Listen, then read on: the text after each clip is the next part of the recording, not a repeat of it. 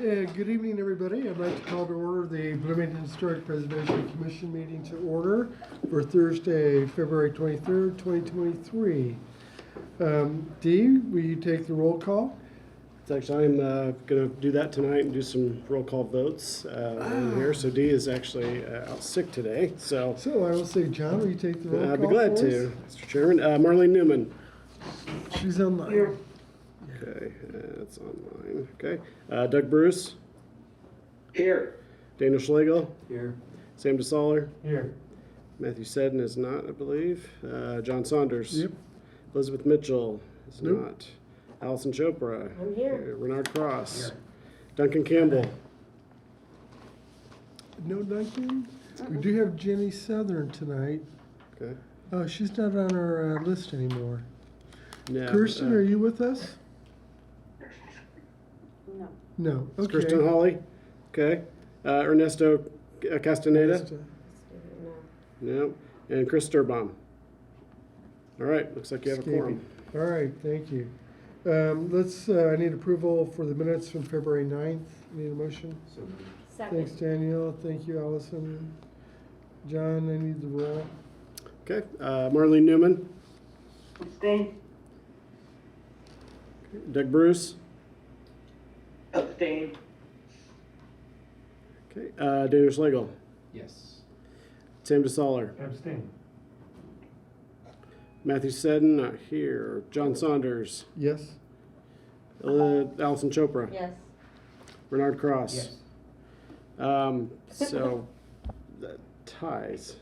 Abstain. Excuse me. Nope. You got Daniel. You voted yes. Mm-hmm. Okay, that passes. Sorry. We're Great. good. Sorry about that, everyone. All right, thank you very much. Okay, let's move on to COAs, commission review, and we'll start with, I'm sorry, just to make the record clear, who were the 5 yeses? I'm sorry? We're 4 yeses. You, Renard, John Saunders, and Daniel Schlegel. So 4 out of, 7. 7. Lots of abstentions. yeah. Yeah. I just Well, wanna make the sure. reason I abstained is because I wasn't at the meeting. Yeah, and that's what I always do too. Yeah, so. there you're good, Marlene. Yeah, I just, Kristen Holly just arrived.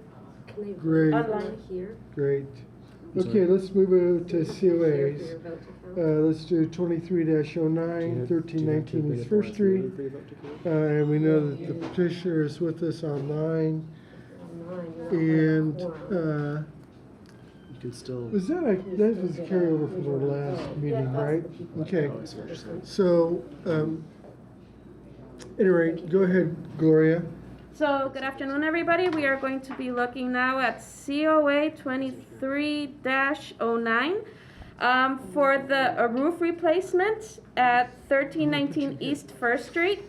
The petitioner is requesting, it's actually not black, it's Welsh Old World slate roof, a composite material made of, it's a composite material made to emulate slate using slate molds to have the shape. So staff comments that the current asphalt roof does not reflect the historical style of the house and is in, more than that, it's in poor condition. The proposed roofing material is not slate yet reflects the scale, size, and colors appropriate to the building and the district. And the petitioner provided historical photograph. Now, the petitioner can clarify the material, but apparently the originals tiles were not slate, but rather asbestos. So this is not, these composite slate roofs would not be replacing slate in any way whatsoever, but the petitioner can clarify. I also wanted to, as staff, wanted to take the opportunity and my English is going away. Sorry, everybody. Give me 1 second. Bilingual problems. But yeah, so I want to, as staff, apologize for having used an inappropriate term to describe the roof. It is definitely a composite material, and that's the term we will be using. And here is a bit more information. The Elm Heights Historic District Subcommittee, and we do have a member here and a former member of the HPC, Jenny Southern. But, and Jenny can clarify later, but she wanted to see a little bit more detail. She actually brought the sample material for us. Seems to be a step in the right direction. And Martha Harsani mentioned, I am fine with this application. The roofing tiles are a great choice.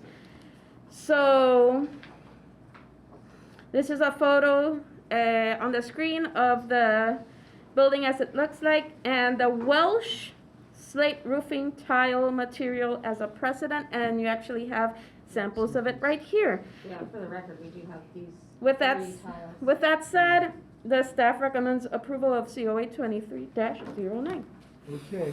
I think in our last meeting, we had questions about the material being used. We have that here. Angie, do you have any additional comments for us?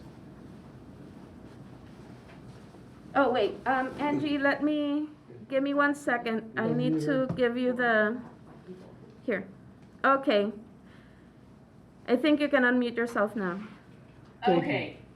Can you Yes. We hear me can. in?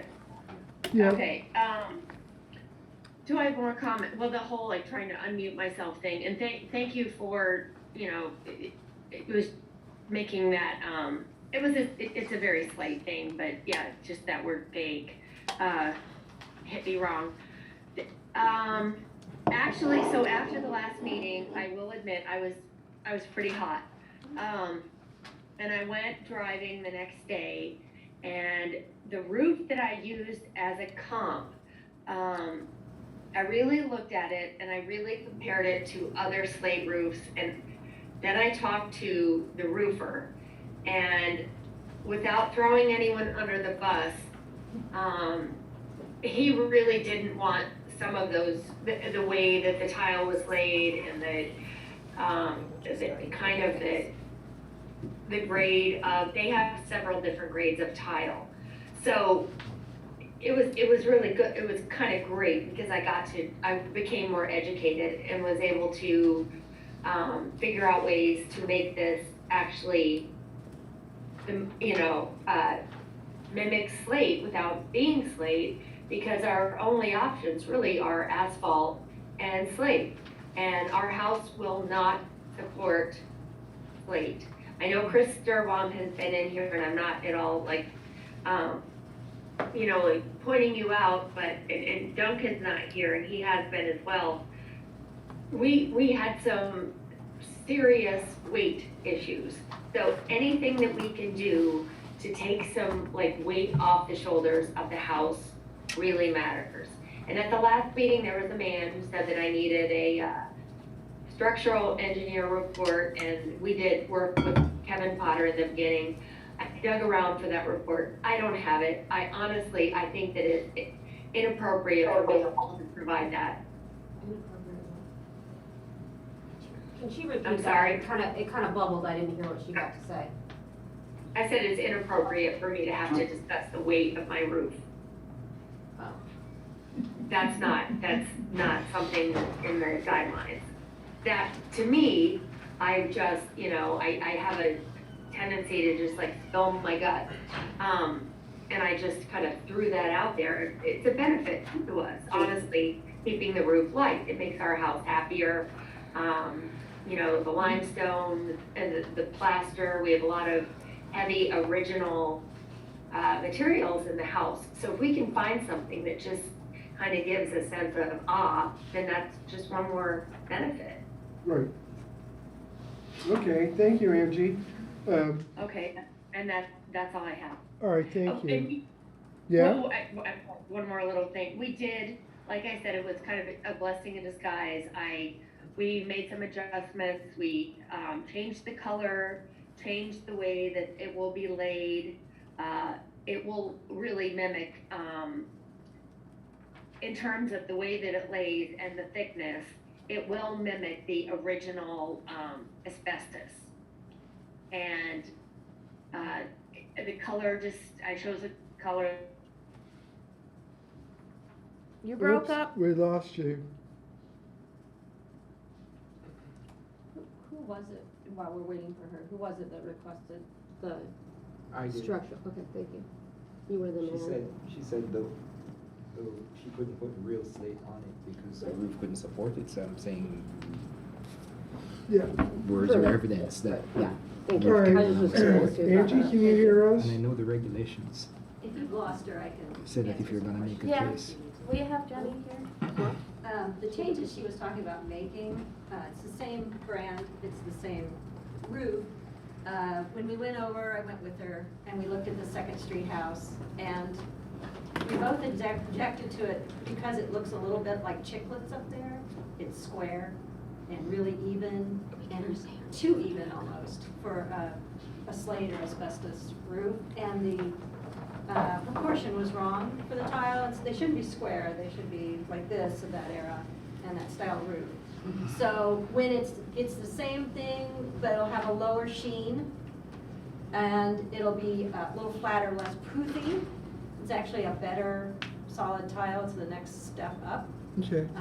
If you guys don't want to approve this one exactly, what we can do is do an approval with coming back to staff to make sure it's the exact profile, depth, sheen, and stuff that you'd like. She just wants to know if she's allowed to work with this, because she's either allowed to go with a replacement tile that's not slate, which, okay, so Angie didn't know the difference between slate tile and asbestos tile and all. It's to her, it's all a slate roof. It looks like a slate roof. The original asbestos tiles, I can show you pictures of them. They look just like slate, and they were the fake slate of the time. Just real quickly, because it matters in context of what you're saying. Right. Can you, what's your name, ma'am? I'm sorry. Jenny Southern. Okay. for the I'm on record. the historic commission. Yeah, she used to And I be used to with be on the us. commission. Okay, but you're not any longer. No, I'm And who are you compared, like, in relation She's to the Elm petitioner? Heights representative. Okay. I'm on the committee, and I've spoken with her directly and walked down her house and looked at So it. you're just like a friend of the I'm petitioner? just kind of probably. representing her because she's having trouble there. Okay, thank Allison, you. yes, I was going to. Yeah, because it's hard to understand like where she's coming from without Yeah, that so, connection. Thank you. I didn't hang up. Okay. If Thank anyone you. can hear me, I got kicked out of the meeting. It's okay, you had. Oh, you Jenny can hear Southern- me, okay, okay. Yes, Jenny Southern was representing your case because we thought we had lost you. Okay, Jenny, go ahead. Oh, okay. And she did a very thorough job. Yeah. I said I was done and it looked like I dropped the mic and left. I did not. I just, You're fine, Angie, thank you. Go ahead, Jenny. okay. Okay, so I have been kind of looking as being on the committee of some replacement things we could use for slate because they are on the end of their lifetime. They're at 100 years now in the neighborhood. And it's really hard to force somebody to do slate now because the last two people that did slate, they finally found a company in Madison, Wisconsin that would come down and do it. And it took like 2 or 3 years for each house. And it was really, really expensive. Yeah. And so, and the upkeep and fixing on slate, it's really hard to find a company and to match the color and style. Maybe somebody that's worked in it more could tell us more, but just searching on our own. I know IU has their own deal, but they don't moonlight. We've tried because they have a lot of slate roofs. So if we can't get slate and can't do slate, similar to how we've done approval of cement siding of the correct weight, width, board, not the fake stuff with the grain. Remember, we had trouble with that and marked that off. So maybe we need to research into do some alternatives that could look good and be respectable up there and long-term. So That's just a suggestion. So this particular product, Jenny, will work in what you're talking about that Angie wants to use? Yes, if you look directly across the street and stuff, that one has a slate roof and it's actually multicolored. It's got Mhm. red and green and gray Mhm. and a lot of other colors. That's the Kinsey house. Right. Some of the houses have black slate, some of them have some blue in them. Sure. She's going to go pretty mild in her coloring, but she might pick up some of that just because it goes with the neighborhood. So But this it's is- up to you guys. This is or isn't what she's wanting to use then? This is the company, and she's going with the next grade up, which looks even more like slate. It's a little duller. It's less, How do we get that? okay, so this one, when you set it, comes out square when you hit the nail holes. Right, yeah. So what her profile will be more like this. Okay. so that it's, and this is more like the 1920s, what you would have seen, not the more cheap. But this isn't exactly what she's using. Not exactly, same Okay. company, same material, composite material. But she's using an upgraded product. Right. Okay. It's like there's, you know, It seems- yellow windows, or they go. Yeah, lots of grades. probably, okay, Yeah, so if she uses this company and gets the upgraded product, the shingles will be very similar to this, and the reveal will Right. be very similar to what we have here. And like I said, she is agreeable to bringing it in for Okay. final approval, would be fine with her. Yeah, She just wants to know Yeah. if she can work with this or not. yeah, okay. Well, I wanted some input too. I mean, you know, I know, you know, Chris and Sam, I really respect both of you. And I know there's others on there that I know too. If you have a better idea or something else that we should consider, I'm totally open to that. Okay. Um, So let's start with some questions. okay. And we'll go on. Sam, questions? Yeah, got a couple. When you say the material is a composite material, all that means is it's a bunch of stuff stuck together. So what is the stuff that is stuck together to made this composite material? I just didn't see it in the packet. I apologize if. Oh, hi, I as staff can respond. I actually went to the webpage, company webpage, and it is a polymer material. So when you say a polymer, that's a plastic. Yes, Okay, so this stuff, these samples that we received were made from the actual material that the shingles are going to be made out of. I believe. Yes, Yes. the material will stay the same, but we're making some slight alterations to that sample shingle. That's just the sample shingle that they send out, and then you have some options beyond that. All right, so I'm still unclear on the profile that you're talking about using, the color that you're talking about using. Would you Give me one clarify those, the color, the profile, the size? Sure. And any Yeah. if there are trim shingles at the ridges and the valleys, what happens there? Those are all some words that I kind of caught me off guard. Lori, can you So- go back to that photo? Yeah, I sent you of the Welsh. Oh yeah, the photos. We get the photos. Jeez, Okay. Thank you. I was actually Yeah. looking up some of the information you had, emails you had sent me. Do I need to move these? Does anyone else want to touch the polymer? When I reached out to the company and I was I concerned touched about it the already, thank you. roofiness and the sheen and some other things, she said, "Oh, that's not. You have options." And I just had been. Are those the photos? Sorry. Oh, yeah, sorry, I thought I was sharing it and I was not. I was like looking at it, I was like, why is nobody seeing this? Give me a second. Sorry about that. Here we go. All right. Gotcha, okay. So are you saying that it's going to look exactly like one of these photos? Or is there a photo that accurately represents what you're going to put on your roof? Is that not it, Jenny? Hmm? Is what we're seeing what they're planning on? Yes. Coloring is like the lower one, I think there's different lighting, it looks different. So it's But I basically a think dark what- gray, blackish Yeah, it's shingle? dark gray, blackish. She's not gonna put a wild pattern up there. If we found a picture that said it was a wild pattern, she would put a wild pattern up there, but since the original picture looked kind of, And this will be Yeah. the same reveal of the shingles? And what's the It'll be reveal and similar? what's the size of the shingle? That's, it's that proportion, and. what is that proportion? What are the dimensions Oh, of the shingle? It's the ones we have, Sam. It's those, Yeah, those, it's these, wow, That doesn't okay. look the same. that's why we brought them in. So You can put you're them on talking like as about a 12 by squares. 12 shingle. Yeah, you can put them on as squares, or when 10 you by 10. order them, you can get them like this, so that when your overlap is on there. Now, hers will be slightly shallower, but it'll have the rough edge like this. So Does that make sense? Did I just miss this in the packet, what they're proposing to do specifically? Yeah, no, it's not there. So I would like to see listed what the size of the product is gonna be, what the color of the product is gonna be, a website where the product can be found, I and think what, she's asking for advice on that from the committee, because we don't know. all right, so If you don't have a know. recommendation, we are all for it. Well, the Welsh, like, so this is the when they sent this to me, I presented it to you with this being the precedent of what they wanted, you know?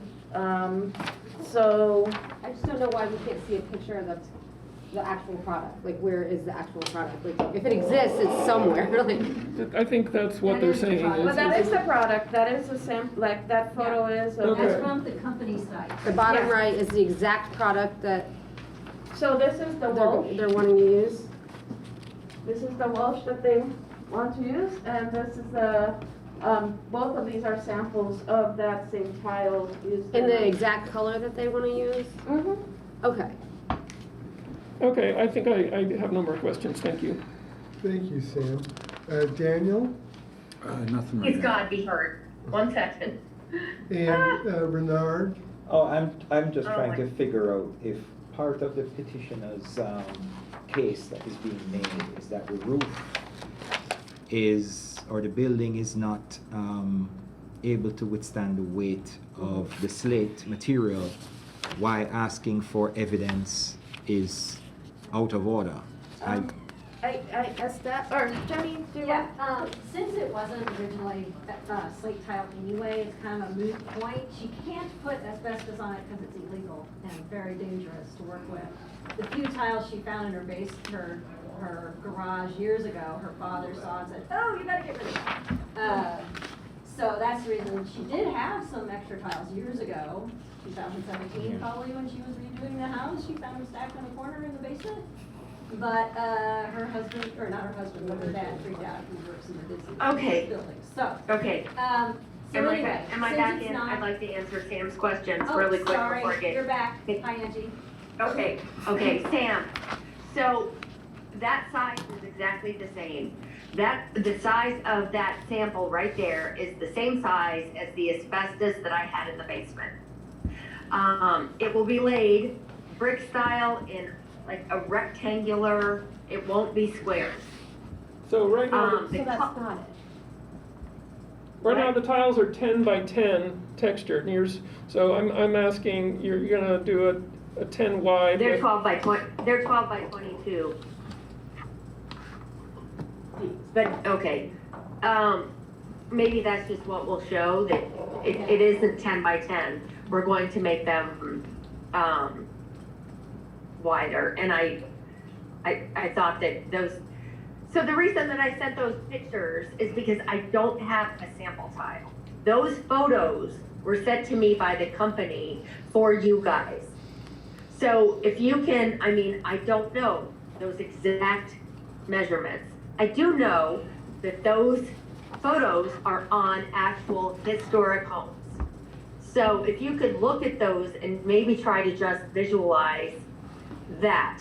And as far as the color goes, we're going with that color Welsh. We originally chose kind of a black color. One of the things we struggle with our house is warmth, and that's what's lacking.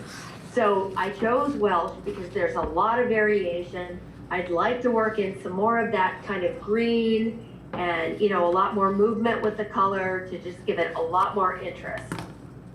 Okay, did that answer your questions? I have no, I'm just, I don't need, I'm nothing further here. And I don't think your question No, was my answered at question all. wasn't answered. Did you want? But she was trying to address my question. Yeah. Yeah. So now we're going. we're going Yeah. down to Renard. Thank you. So I'll just repeat the question and probably amend it a little bit. If slate was not on the roof before, why are we discussing slate at all within the context of the house? Because. because I was stupid enough to assume that it was slate. I didn't know that asbestos and, I thought old slate was sometimes asbestos. I assumed that that was asbestos slate. It wasn't. So I shot myself right in the butt by even saying originally slate. It wasn't, it was asbestos. It was asbestos shaped like slate. It was fake. So, what are the parameters that we need to consider in finding a suitable roofing material? Firstly, is slate off the table? Because For her. Yes. for- Look at okay. page 24 of the guidelines. Yes. Right, I'm trying to get, an, for the record at least, and for my understanding of what's happening here, I would just like a definitive answer as to what it is that we're considering. Because even in this discussion, a whole bunch, why is this even here if we're not considering it? Or if it's not, Well, if it's not number one, necessary slate- as a replacement material? Slate is very expensive and it's very heavy, so that's not an option. The other only option is, you know, right now we have asphalt. Does anyone, I mean, my husband would be more than happy to just throw more asphalt up there. I'm the one who said, let's try to find something that looks like what was there originally, but it doesn't come with the weight and expense of slate. Okay, so staff, sorry, I'll take them, yes. Thank you so much, Angie. So, I'm reiterating your case. So this house never had real slate on it. It had a much lighter material that looked like slate, and so could support it. The question for all of you to consider, at this point, it's simply for all of you to consider, is to create precedent, or look at something without precedent, really, as a certificate of appropriateness of a material that did not exist or has not been used before as an alternative. We're seeing this in many cases, and this is a question that each case is individual, each case is unique. There are precedents, but also one has to consider each building and location uniquely. This material was not included in the original guidelines, but again, I'm not sure if it existed when the original guidelines were created. The neighborhood association does support the material change, so it is really up to you to decide whether you consider it an appropriate replacement material. The house never had real slate on it. It had a material that, so this almost falls into a tradition of imitating slate but this is a question for you, not for me. Did I confuse you more or help a little? I would like for our house to meet the standard of the other three houses on our block. So I have a question for there is staff. one- Let Angie Yeah. finish up one. Is that how we're doing things? Yeah, give me 1 second. Anything else, Angie? I was just about to say, just really quickly, I would really like for our house to kind of like, you know, blend in with the other three houses on our block. On one side, we have just, you know, gorgeous, barrel, I'm just having it's a terrible week. Whatever that orange barrel stuff is, terracotta, and I really am much smarter. It's been a bad week. I'm losing my words. And then at the end, we have, I think, the same. There's one other house on our block, and I think he has asbestos, but, you know, I can probably tell you, I know him well enough, that if we upgrade our roof, he's gonna be right behind us. Okay. Thank you, Angie. Okay, Okay, that's I it. wasn't finished. I'm done. Yeah, I don't know what. I wasn't finished with my question. Okay, please finish. So- Get to Allison. Just to get this straight, Mm-hmm. what we're here trying to do is to find an appropriate replacement material for this roof. It doesn't Yes. have to be slate. No, It could be something else. But we are being asked to determine, based on the submission by the homeowner, whether her suggestion is appropriate. That's what we're, okay. My second question is, the homeowner in her opening remarks mentioned that having indicated to the commission that in trying to figure out what roofing material was appropriate or workable, one of her considerations was the weight allowable by the roof. Certainly at the time that that position was taken was before we now have the information we have now. And I asked for supporting evidence of her assertion that the roof could not support the weight of slate, to which she commented this morning that that was almost out of order for me to ask for that. I'm trying to figure out. Angie, just. I'm trying to figure out why asking for supporting evidence of an assertion a homeowner is using to make a case is out of order. And this is a question for staff. No, it's a question for the homeowner. And perhaps staff could chime in. Okay. Go ahead. If you're going to make a case, it's not out of order to ask that you support the case that you're making. Okay, I'm not quite sure. That would hold up the process. We do have a report. I don't know, I don't quite understand.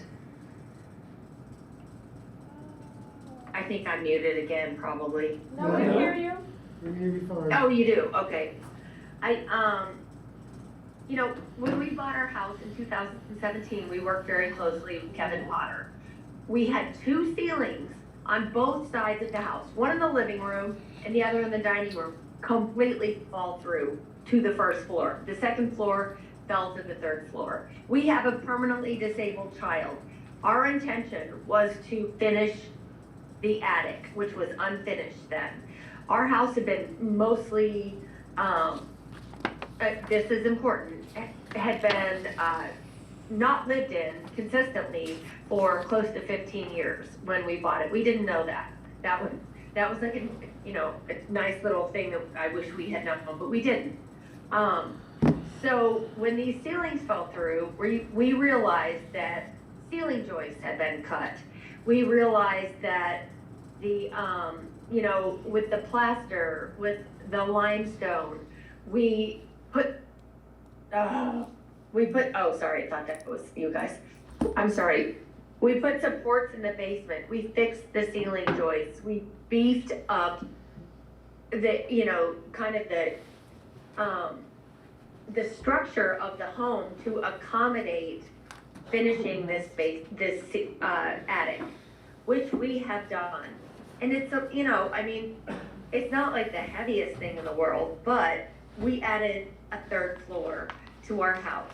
And adding a really heavy roof just isn't gonna make any sense. I'm done. I don't think May that I answers ask you. No. Okay. May I ask a question Allison? and maybe it'll Sure, sort sure. of Yeah. No, please, finesse your question a little bit. probably, I'm not gonna And get my an question answer is for for that question. staff. Ms. Cullum, could you tell us how this house was built when? It was built in, 1928. Okay. Thank you, Ms. Cullum, for answering my question. 1928. Do we know what the actual original roofing material was? And I'm asking staff the question. staff does not have that information on hand, as roofs are one of the more easily replaceable and they're the most high maintenance aspect of any building. So the asphalt roofs, the asbestos roofing is historic.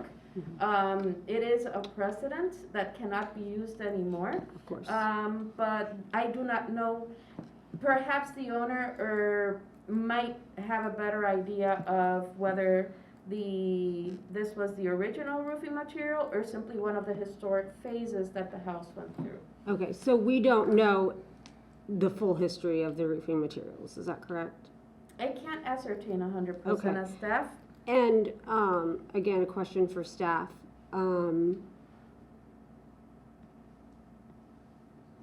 Would this material be historically what would have ever been used on this house? This polymer? Well, I know the answer, go ahead and answer it though. I'm sorry. So the material is a new material. Right. So historically, the material would not have been It's a used. leading question. The answer is no. Okay. I guess I appreciate Mr. Cross's concern with whether or not something more appropriate is indeed impossible on this project. This is plastic. And I would be much more interested in seeing a product that would have at least foreseeably been used on the home. That is not asbestos, obviously. And I was curious, staff, if you might have a suggestion on what that material would be. So the materials that have been traditionally used in this neighborhood are, and some of the commissioners here have had more experience actively working in this neighborhood. But the stone slate, however, asbestos was this house's roofing material at this point. We don't know whether slate ever was. Right, you never know. And the roofing that it currently has now, I can actually, as to appropriate materials, these are more than dictated by history. They are dictated by historical documented accuracy of each individual building in this case. Mind you, there are many different theories to historic preservation and different ways to tackle it, and that's why you have this question before you. Rather than give you an answer, I can only give you the information we have, but asphalt shingles are also allowed as a replacement material. But in 1928, and I'm being very serious when I ask this, could asbestos material have been the original roofing material in 1928? You know, It was between 1920 and 1980, it was used as roofing material. I have photos if you'd like.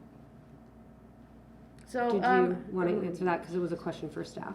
yeah, so asbestos has been used throughout like Jenny Southern mentioned, had been used throughout the 20th century and was considered the magical material that could take any form and was perfect and great until people realized that it was absolutely deadly. Yeah.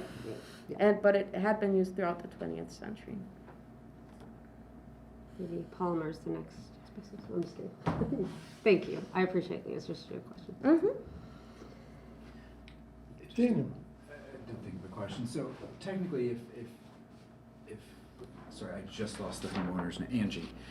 If they wanted to, like she said, they could have just replaced this with asphalt with a like for like and have walked away, not have come through us.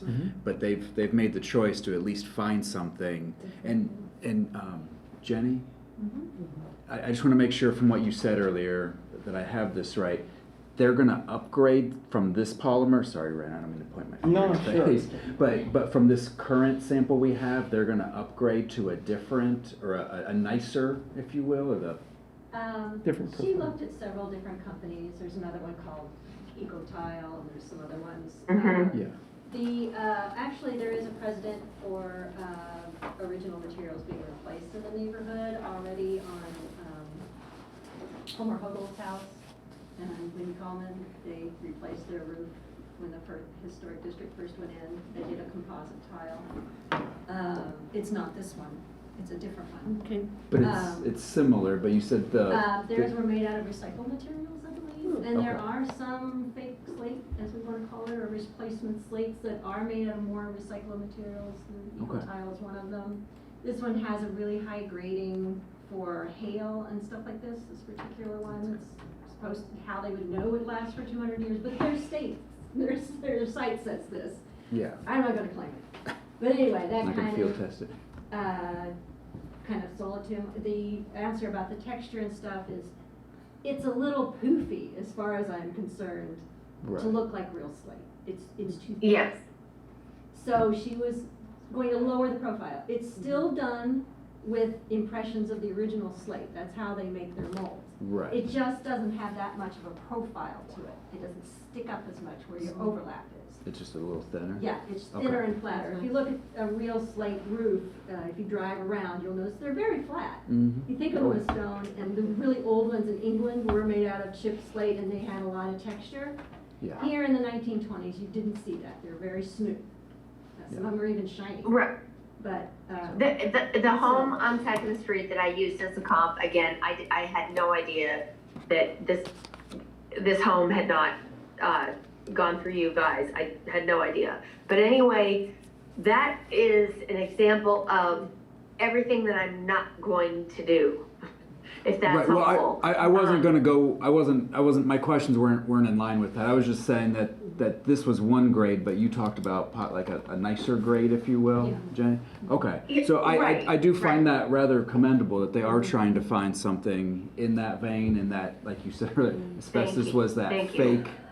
the Yeah. fake slate of its day, she and this has is no our idea how many modernized different fake slate. phases this is. We know it's asbestos now. It could have been, I mean, it's not, it's just regular shingles now. Yeah. The asbestos might have been between 1945 and 1965.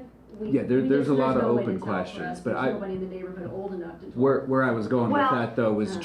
just the fact that we're trying to give it a Right. better look Right. than with the asphalt. Like Right. it does, and from the other ones in the neighborhood, because you're on the historic district Committee, yeah. committee. Okay, I wanted to use the proper term. Yes. So, You guys are but- commissions or the committees. And y'all are comfortable with, We have to find something to replace because it was Okay. just too much to have people coming from 2 states away, you know, hundreds of miles. And the material sat stacked in the front yard, you know, for a year and a half until it was ripped off. And it was just, like I said, if we could dig into a local source that was affordable, we'd be all so excited about it because a 100-year roof is a wonderful thing, which Yeah. is what a slate roof is. Nobody wants to get rid of that. It's a good investment. yeah. But it's just so hard to find now. Okay, Okay. thank you. If I could say one more very quick thing that's sort of unique about our home. Can you hear me? Yes. Okay. So David and Florence Wiley built our home. David Wiley had come from Scotland, and you know they were all in the limestone business. You guys know all of that stuff. But Florence Wiley was really like kind of a rule breaker. She, aside from a few pieces of limestone, like on thresholds, 2 thresholds actually, there's no limestone in our home. She actually had this weird Mexican tile around the fireplace that took me about 2 years to accept that she really chose that as opposed to limestone. She took a much less traditional approach, and I think that in 1928 she was very much a what is the word, Art Deco fan. And I could very well see her, and I'm in touch with, I've done so much research on this home because, you know, I mean, we love this, and I see a home as another family member, but that's beside itself. I've been in touch with every single resident of this home, starting with the Wileys. And while I don't know for sure what roofing she chose, I could see that if asbestos was this new kind of, kind of cutting edge, she would have totally gone for it, just from what I know about Mrs. Wiley. That's it. Thank you, Angie. Okay, I'll make a motion if it's thank appropriate. you. No, it's not yet. We got to do comments. We have 2 more people. We online. haven't asked. We have Marlene and we have Doug Bruce. We still have Okay. people who have questions and things. Yes. I suppose.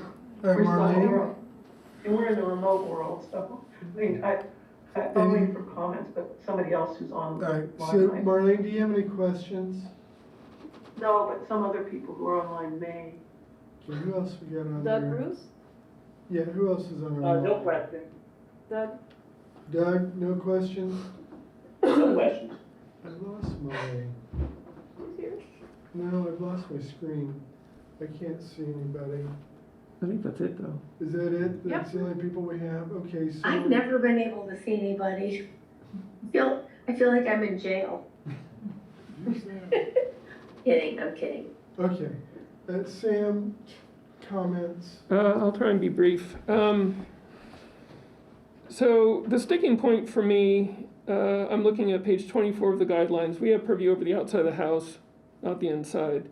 And if they want to put the work in to make it support slate, great. But they don't have to. The sticking point for me is on page 24, guidelines for roof. It says if a historic roof feature is completely missing, which in this case it is, because it's obviously changed from the asbestos or whatever happened before, replace it with a new feature based on accurate documentation of the original feature or a new design compatible in scale, size, material, and color. All four things, that's and. And my view on this is that this material, as the guidelines are written, it's the new vinyl siding for roofs. I am not excited about it. I think I think given the way the guidelines are written, the homeowner or the petitioner was asking, what can they do? You can do an asphalt shingle. You can get the neighborhood to go back and rewrite the guidelines to allow substitutions for these kinds of materials. You could possibly do a metal one if you were able to find documentation that there was a metal roof for the on previously before the asbestos. But the way I'm reading the guidelines, which are the most stringently written ones in the city, I think that's the only options, and I cannot support using this material on this house. Okay, thank you, Sam. Daniel? No comment. Renard? Forgive me if I seem like I'm flogging this one to death. But I believe for precedent and for the record, I need to make reference to the regulations which govern this commission. Article 4, certificates of appropriateness. A1B. The application shall be accompanied by appropriate sketch, photograph, description, and other information which the commission finds necessary for its decision. Now, based on the presentation made by the homeowner in the last meeting, it was mentioned that the weight of the slate roof was too much for I suspect the structure, it couldn't support it. And the commission asked for presentation of an engineering report, which the homeowner said that she had in her possession. Perhaps if she didn't have one, there would be no insistence on it being presented, but she said that she did one and she had one, so it was asked to be presented, only for the homeowner to come back today and said that, well, she thought it was out of order or inappropriate for the commission to have asked her to present this engineer report, which she claimed she had, which was requested as supporting material for her assertion that the engineer report said that the roof was not strong enough to hold a slate roof. That is why I'm making reference to this part of the guidelines. It is perfectly in order for the commission to ask you to provide supporting evidence for an assertion that you have made when asking us to consider an option that you are presenting for our approval.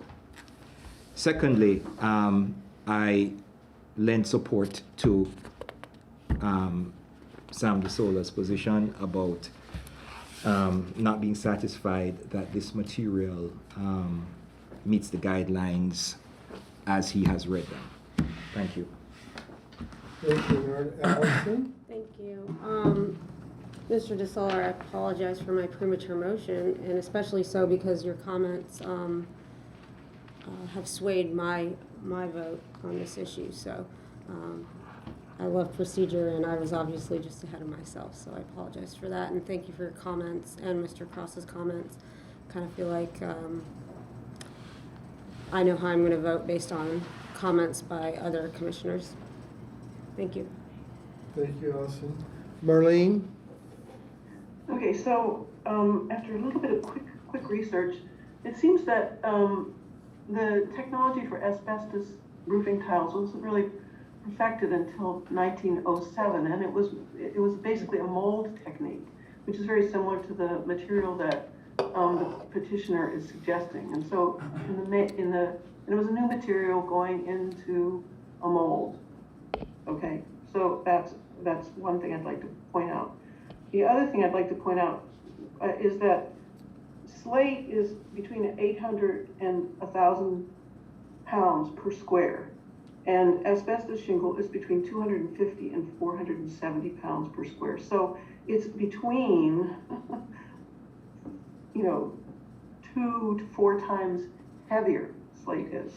And so normally roofs are designed for a load, a dead load, So I think that whether or not she puts together or puts forward this report that says this, I would say that just from, being an architect and also just understanding the structures and understanding the weight of materials, that the roof would in fact have been designed for something other than slate if the original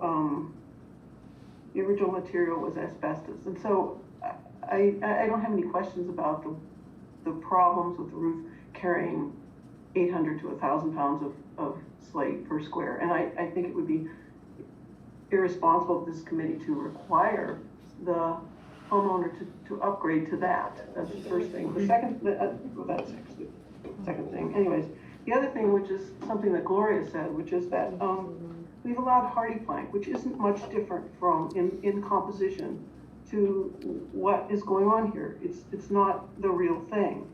It's a composition. The other thing is that we just replaced part of our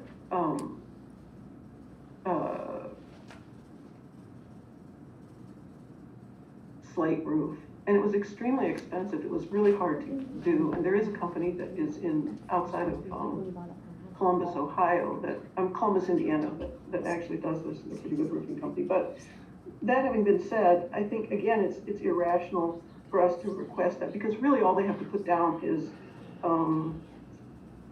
asphalt shingles, because that's what we're looking at. That's what's on the building.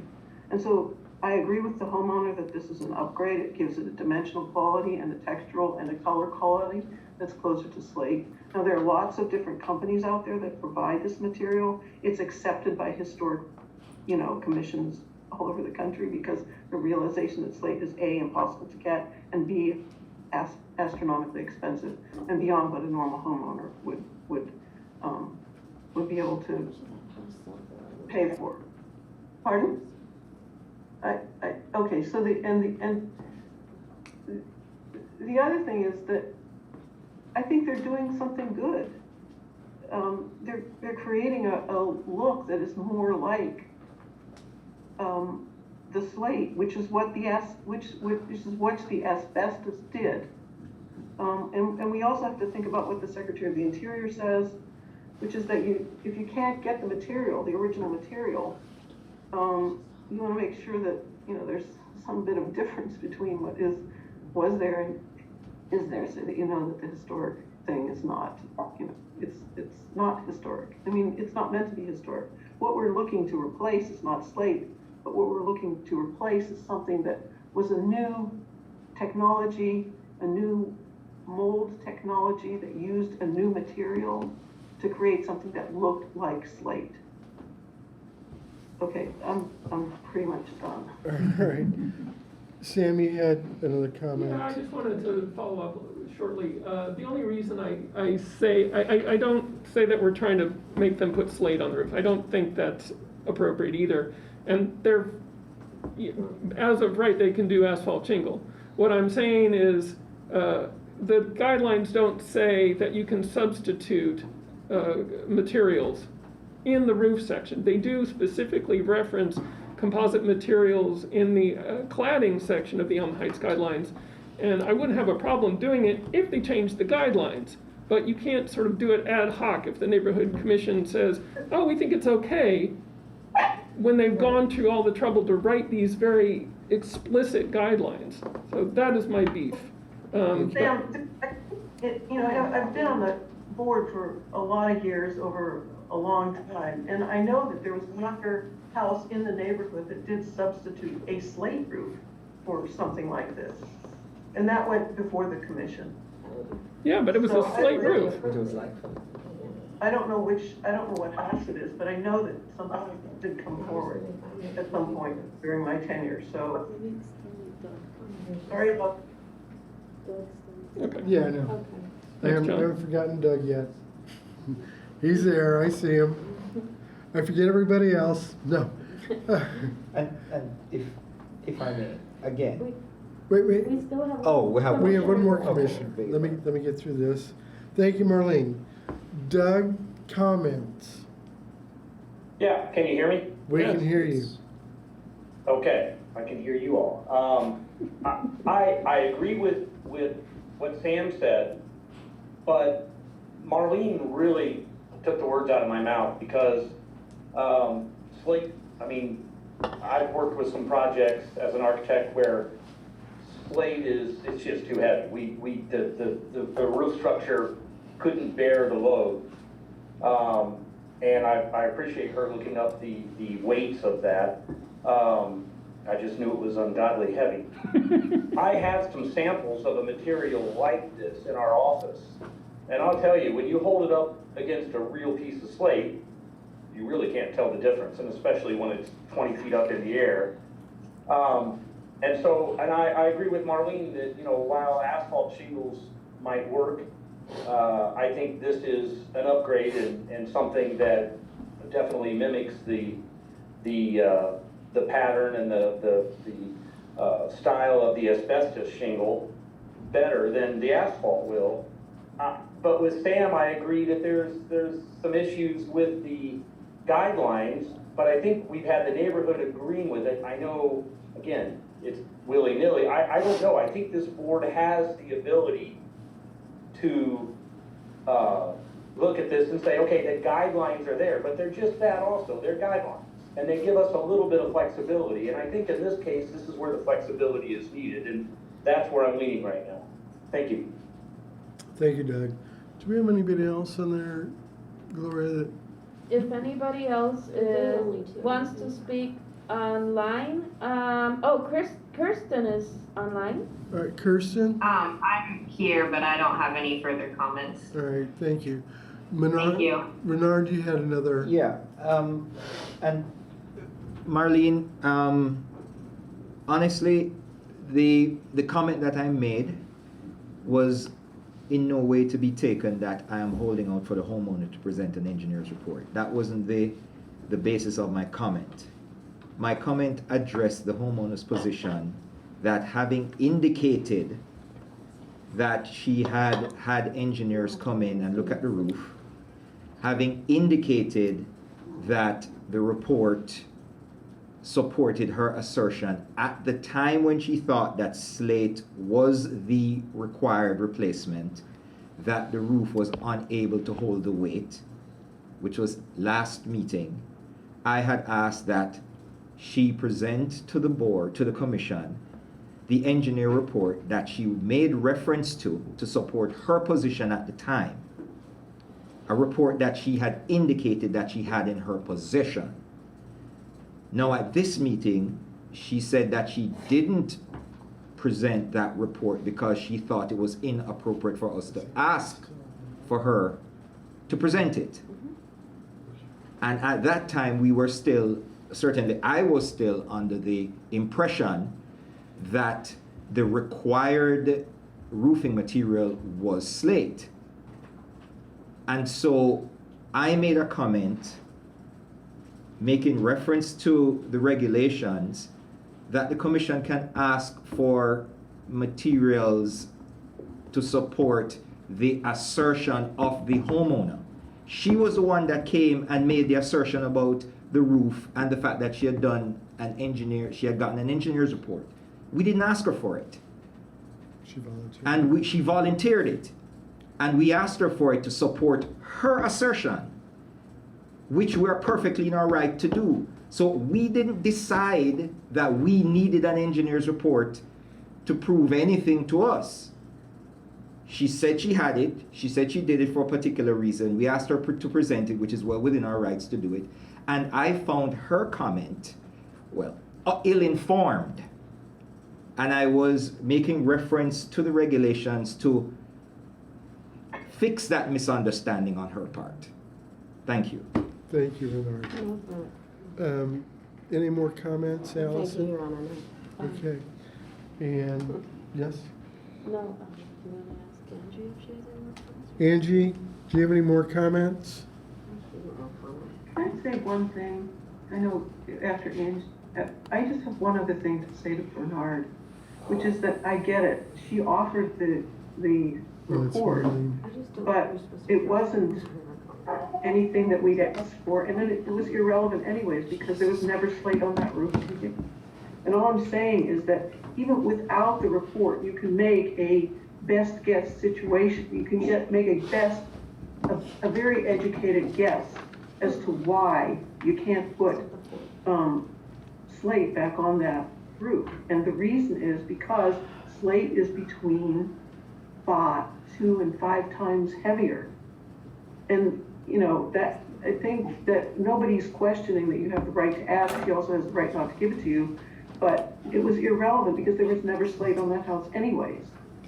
And that roofs are normally, as Doug said, they're normally designed for the material that will be used. And you would not design a house for a slate roof if you were not using that material because it's more expensive, as Doug pointed out. So I'm not trying to offend you in any way.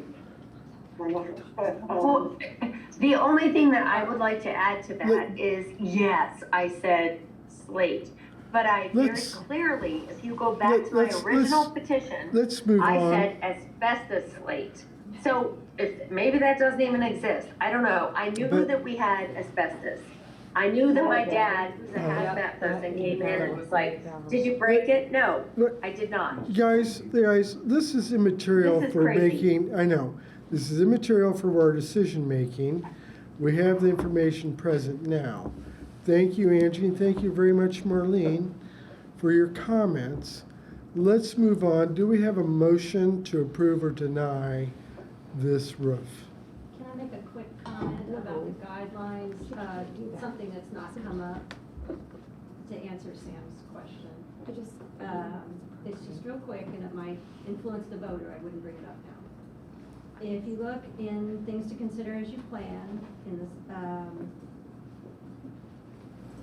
4th paragraph, you'll find it says, if existing roofing material must be replaced and it is a rare or unique type that is not readily available, then a compatible substitute material should be selected that closely resembles the original form, function, and all. So we did take into account that this might happen, and we're not saying it doesn't exist. It's okay if the committee says, okay, we're not replacing any more slate roofs except for slate or clay or whatever, but we do have to make a decision about that sort of thing. So when you make your vote, please take in that consideration. They have to have some kind of option. If you're not going to say you have to do slate or if you're asphalt, don't go back. You know, you can't do anything else other than that. I'm not sure if that makes sense to you, but as somebody with the guidelines in the committee, I need a clear understanding of what my neighbors need to do when we come to you. Okay, that was my only. Thank you, Jenny. Okay, so we'll go back. We need a motion to approve or deny COA 23-09. Can I ask one more question? Please. And forgive me if it doesn't come out very eloquently, but this house is of a particular style. I don't know what the style is, but I'm assuming there probably are roofing materials that are more commonly used with this particular style of house than others. Has any research been done to find out what are the common roofing materials which are, what's the word, more commonly used with this style of house as opposed to others? Staff here, the ones we've been talking about today. So Right. slate and asphalt and Sometimes standing is Clay. clay. Right, and clay. could, I suspect, the homeowner may be the person best able to answer this, but why has the other two options been, or why is this the preferred option over the other two? Because I'm sure that within the options mentioned, the weight issue may not be as Well, no, I don't see it. I don't and see style slate. issue. I don't see slate Because I know that as an option Florence for them because it Wiley- wasn't there to begin with. right. So we're talking So, about slate's not it, but the tile that they use, the type of roofing material they use, did resemble a slate at the time. There was asbestos. right. And so I see what she's trying to ask now is to move away from what they have, which is a traditional 3-tab or the traditional dimensional asphalt shingle into an upgraded product that's going to last even longer and will resemble other properties in the neighborhood. I Right. wish that we had a photo back then showing what her roof was back in 1928. So we'd have more idea what the representation is. Right, I but- think what we're getting at right now is the area is basically, after listening to Jenny and everybody else, is that they're looking for a different type of roof that they can put on the house that resembles what would be in the neighborhood. Slate is in that neighborhood. Slate looking is in that neighborhood. I think that that's what they're asking to do, is to make an upgrade to the house, not go back to what was traditionally there. Right. I agree the guidelines don't go for it, but they can modify their guidelines, and we can ask them to modify the guidelines from this point forward. Right. I get that, but I'm Bernard, our home is a Tudor revival. If that helps you. Limestone Tudor revival. Thank you. Thank Angie. you. I think I understand why they want to go this way. I think what I'm trying to get at is why aren't they, let me rephrase it. They're getting a synthetic slate. Couldn't they get another safe synthetic material which resembles the roof that they have on now? That's what I'm asking. The roof they have It on now, they can resembles just the replicate asphalt, it. then we would just get asphalt. Yeah, just do asphalt if they're gonna do asphalt. So I think that's option one. Right, and I don't know, maybe I'm reading too much into this historical preservation thing. You are. The word preservation means a lot to me. So, anyway, that's it. I will not speak again on this matter other than to pass my vote. Thank you, Bernard. So, can we move to a motion to approve of the COA? And then you might attach to it, if you'd like, Sam, or if anybody else, that the neighborhood association go back and modify their guidelines. I don't think that you can make that part of your motion. I'm just throwing it out there. I just don't think that that's appropriate Okay. for a motion like this. It could be a comment to say, hey, you know, Right, and. but not part of the motion, is what Okay. I'm trying to say. I'm I good think with that. it's I'm more just- formal. Yeah, so we need a motion. Sam, Daniel, Bernard, Doug, Marlene. Now, let me make sure I Allison. understand, because we have quorum here. Are the people who are online, Their votes count. their votes count because we came in person? Yes. Right. Well, lucky them. Okay, great. Okay, That's real lucky. We're gonna move to deny COA 23-09. Second. okay. We have a motion to deny COA 2309, and we have a second. Okay. So are you doing the roll call? I will do roll call. Absolutely. Marlene Newman? Wait, let me get this straight. This motion is to deny? That is Yes. correct. I vote no. That means that I vote against this. Doug Bruce? No. Daniel Schlegel? No. Sandra Solar? Yes. John Saunders? No. Allison Chopra? Yes. Renard Cross? Yes. Okay, so I have 1, 2, 3 yes and 4 no. The motion does not pass. Okay. But it doesn't actually mean that it's been approved. No, another. There's no- Yeah, that's what I'm trying There's to say. if anybody has another motion on the table, now is the time. Oh crap, I gotta go. So I Yeah. move we approve motion COA 23-09. You see how this goes? Okay. Is there a second? I'll second. Okay. So Marlene Newman, People online wouldn't. So this is a vote to approve. roof, the roof, Yes. right? Yes. Okay, yes, yes, I vote yes. Not come to me. All right. Doug Bruce, I have Yes. a question. We're voting. Okay. Let us get through Daniel this. Schlegel, Yes. Sandra Solar, No. John Saunders, Yes. Allison Chopra,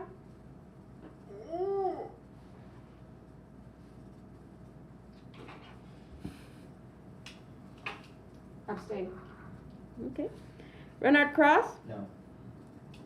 So we have 1, 2, 3, 4 yes, 2 no, and 1 abstain. Motion carries. Motion will carry. This is my first time doing this, so Good job, Lauren. thank you for your Thank patience. you. Okay, so COA, oh, you, COA, COA 2309 is approved. okay, And then we would like the neighborhood association to go back and to rewrite those, or at least make modifications so we have more clarity that if this comes up again, They're then we actually can move forming a forward. 10-year committee right now to go, so this will go on the list of things Okay, to look over in that. There's Right. new materials that have come up and different processes. and if the committee could give us a list of different materials that would be appropriate, like this is polymer, but there might be another It's just so material. hard to tell. Yeah, well, it's a little research. okay. Well, thank you, Jenny, thank you, I Angie. appreciate Jenny, thank you very much. Okay, let's move on That to, just highlights the absurdity of what we will be discussing at the end of this meeting. Because if I walked out the door, this would have been very different. I know, Yeah, so. thank you, moving on. Allison. And I So, did not. let's move on to COA 23-11. We do have the petitioner with us, thank you for coming.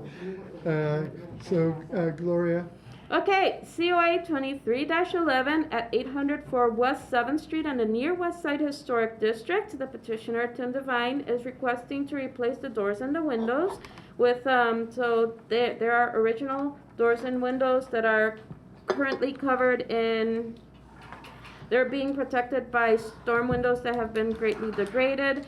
The windows and doors on the small lean-to on the back are not historic and face the back of the building. Therefore, staff supports their change. The front and side windows are original and in indeterminate state of repair, and the current storm windows are in very poor condition. The front door is also in an indeterminate state of repair. So basically, staff, I'm going to show you a bit, let me just go show you some images. The Near West Side Design Review Committee met with Tim Devine regarding the cottage at 804 West 7th Street, and they toured the property. The committee has no objections to what Tim proposes to do. This is a quote from Peter Dorfman. These are images that have the replacing the Craftsman door and replacing the window with a Doug Bullhorn window. The original doors and windows are made of wood. The replacements would be made in vinyl. Here are images of the additional doors. Oh, so the side door on the lean-to would also be just simply removed.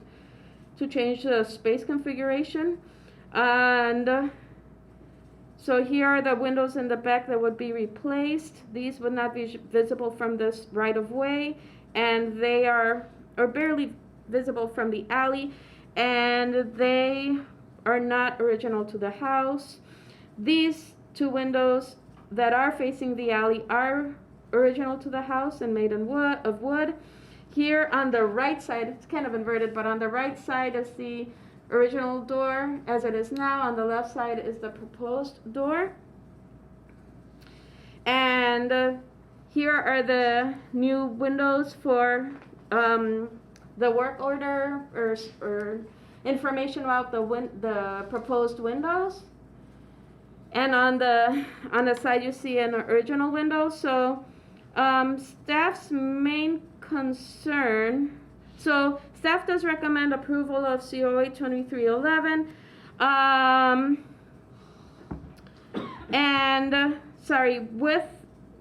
If and when possible, to save any original material, if and when possible. However, prioritizing that whatever replacement window is put in its place maintains the fenestration dimensions, so that the window sizing does not change at all.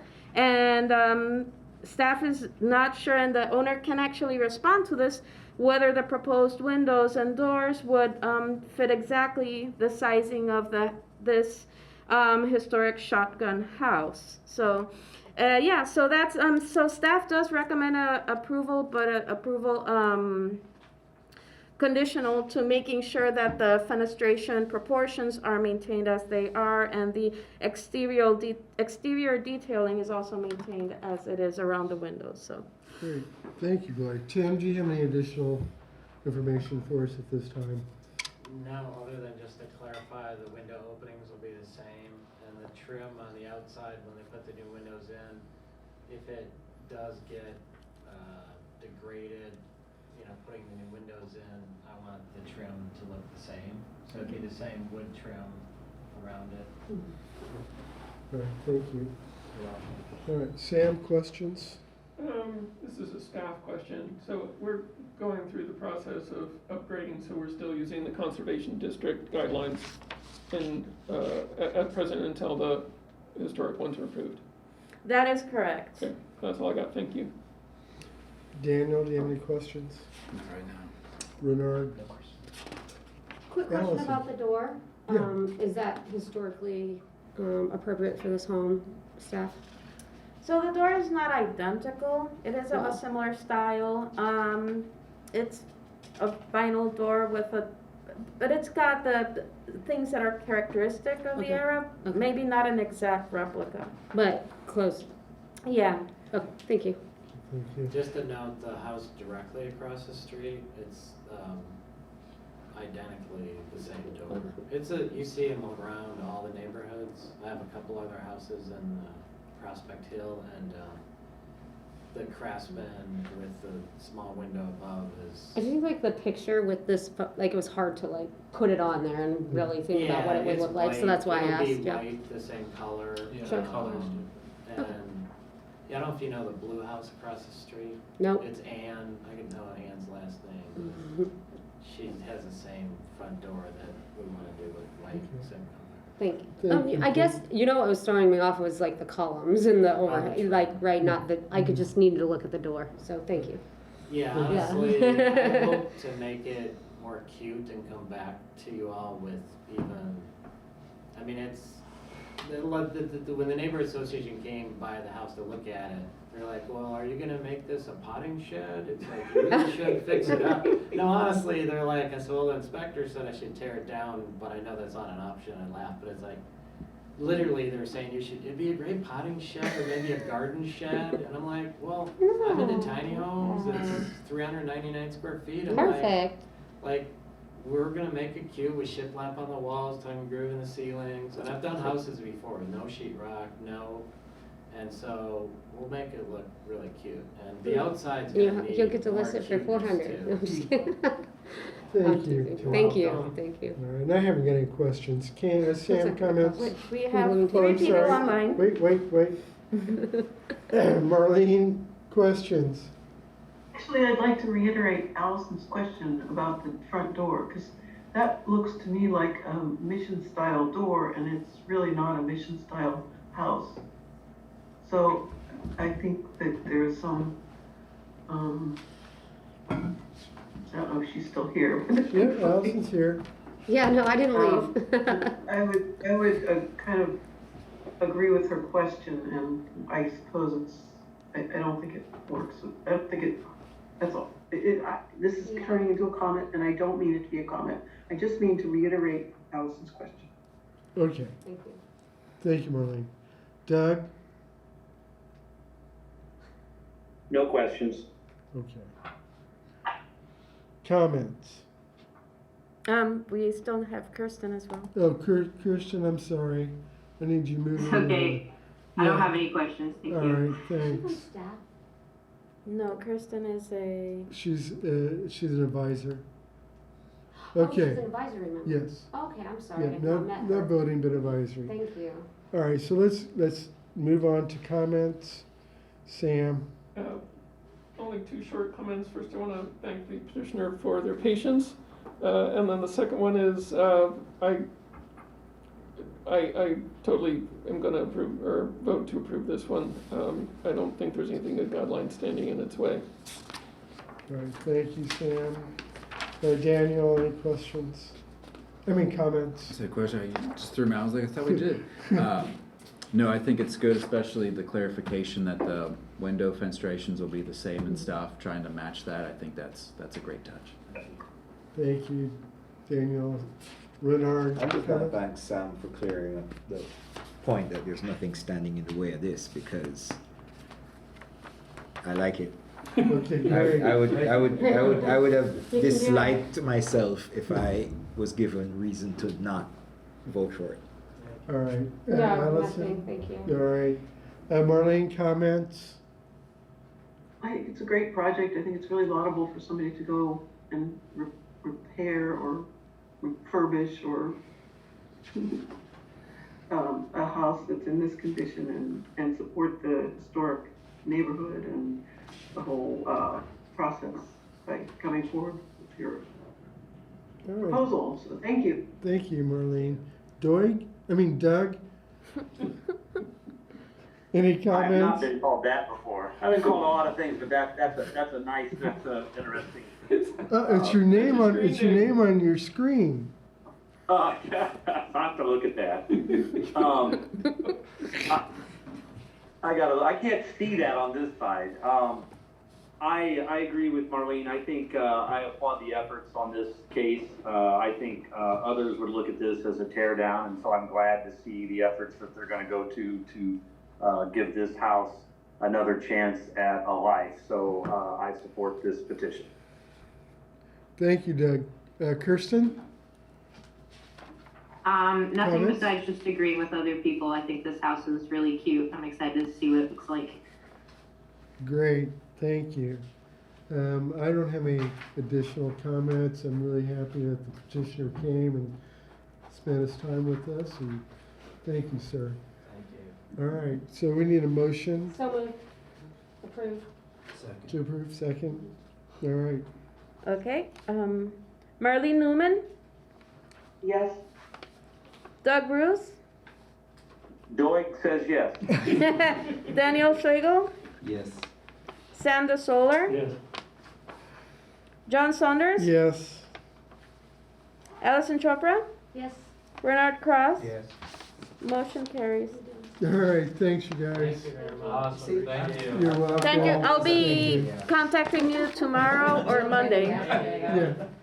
You're helping out the city and community. No, we appreciate your saving the Making big house. bucks. Oh, yeah. That's right. Volunteer.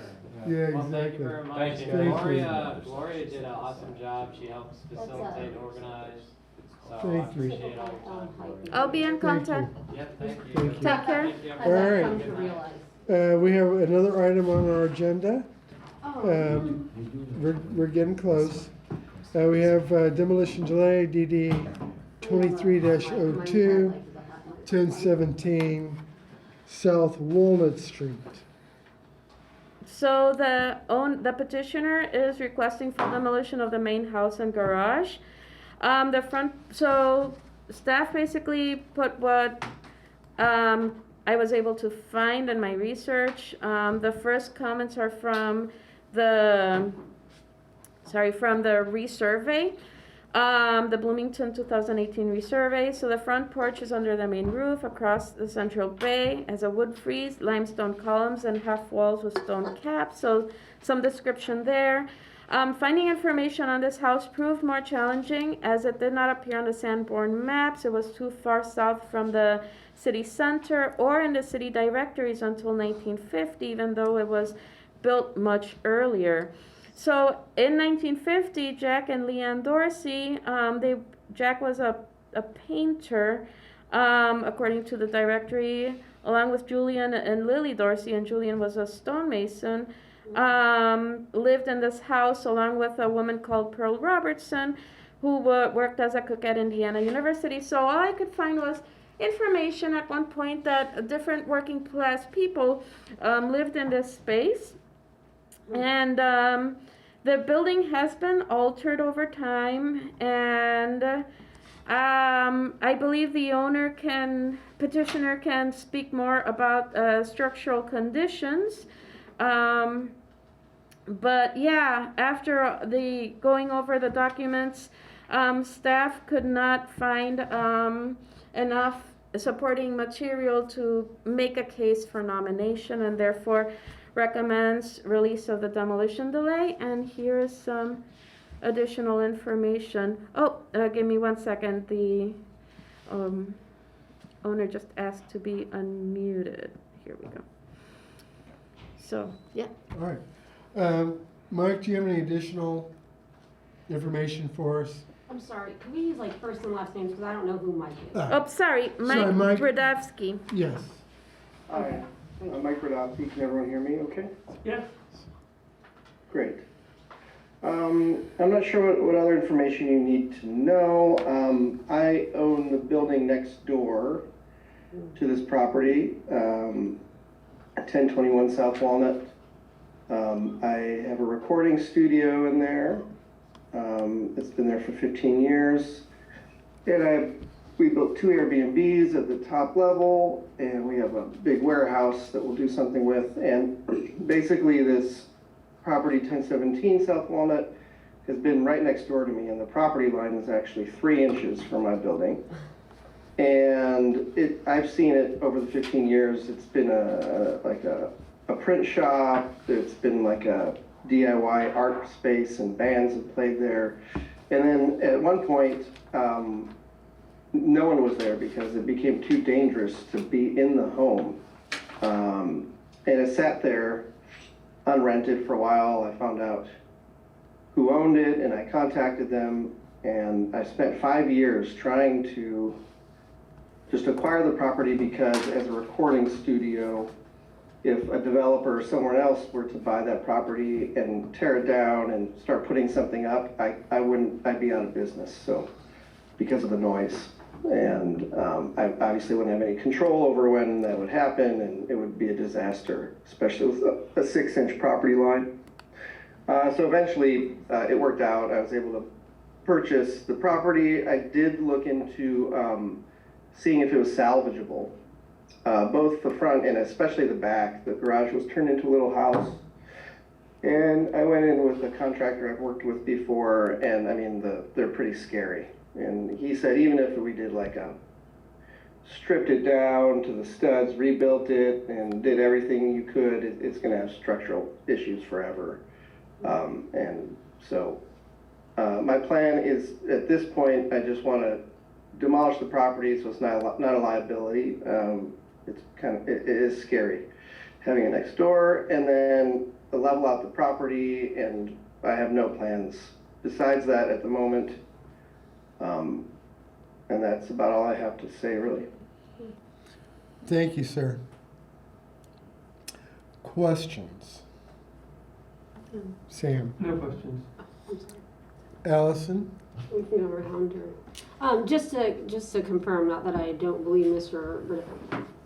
Grudowski, but does staff also conclude that this structure is inhabitable and structurally unsound? Staff doesn't have structural reports, so staff cannot use them to make that determination. Like staff's determination is more based on the historical research. Okay.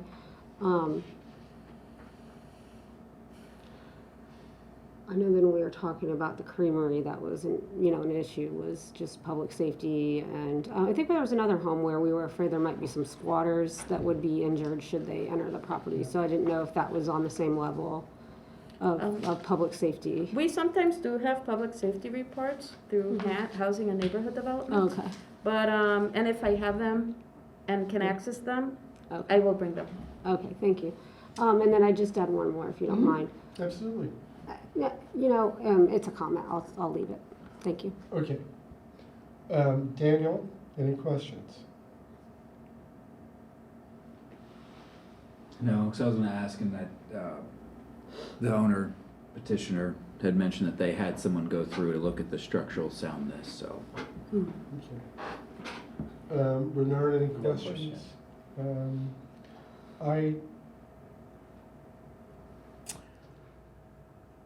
The question I have is actually for staff. If this was denied, then we'd have to send it to city council to designate it? That is correct. Okay. Thank you, Gloria. Okay, I have no other questions.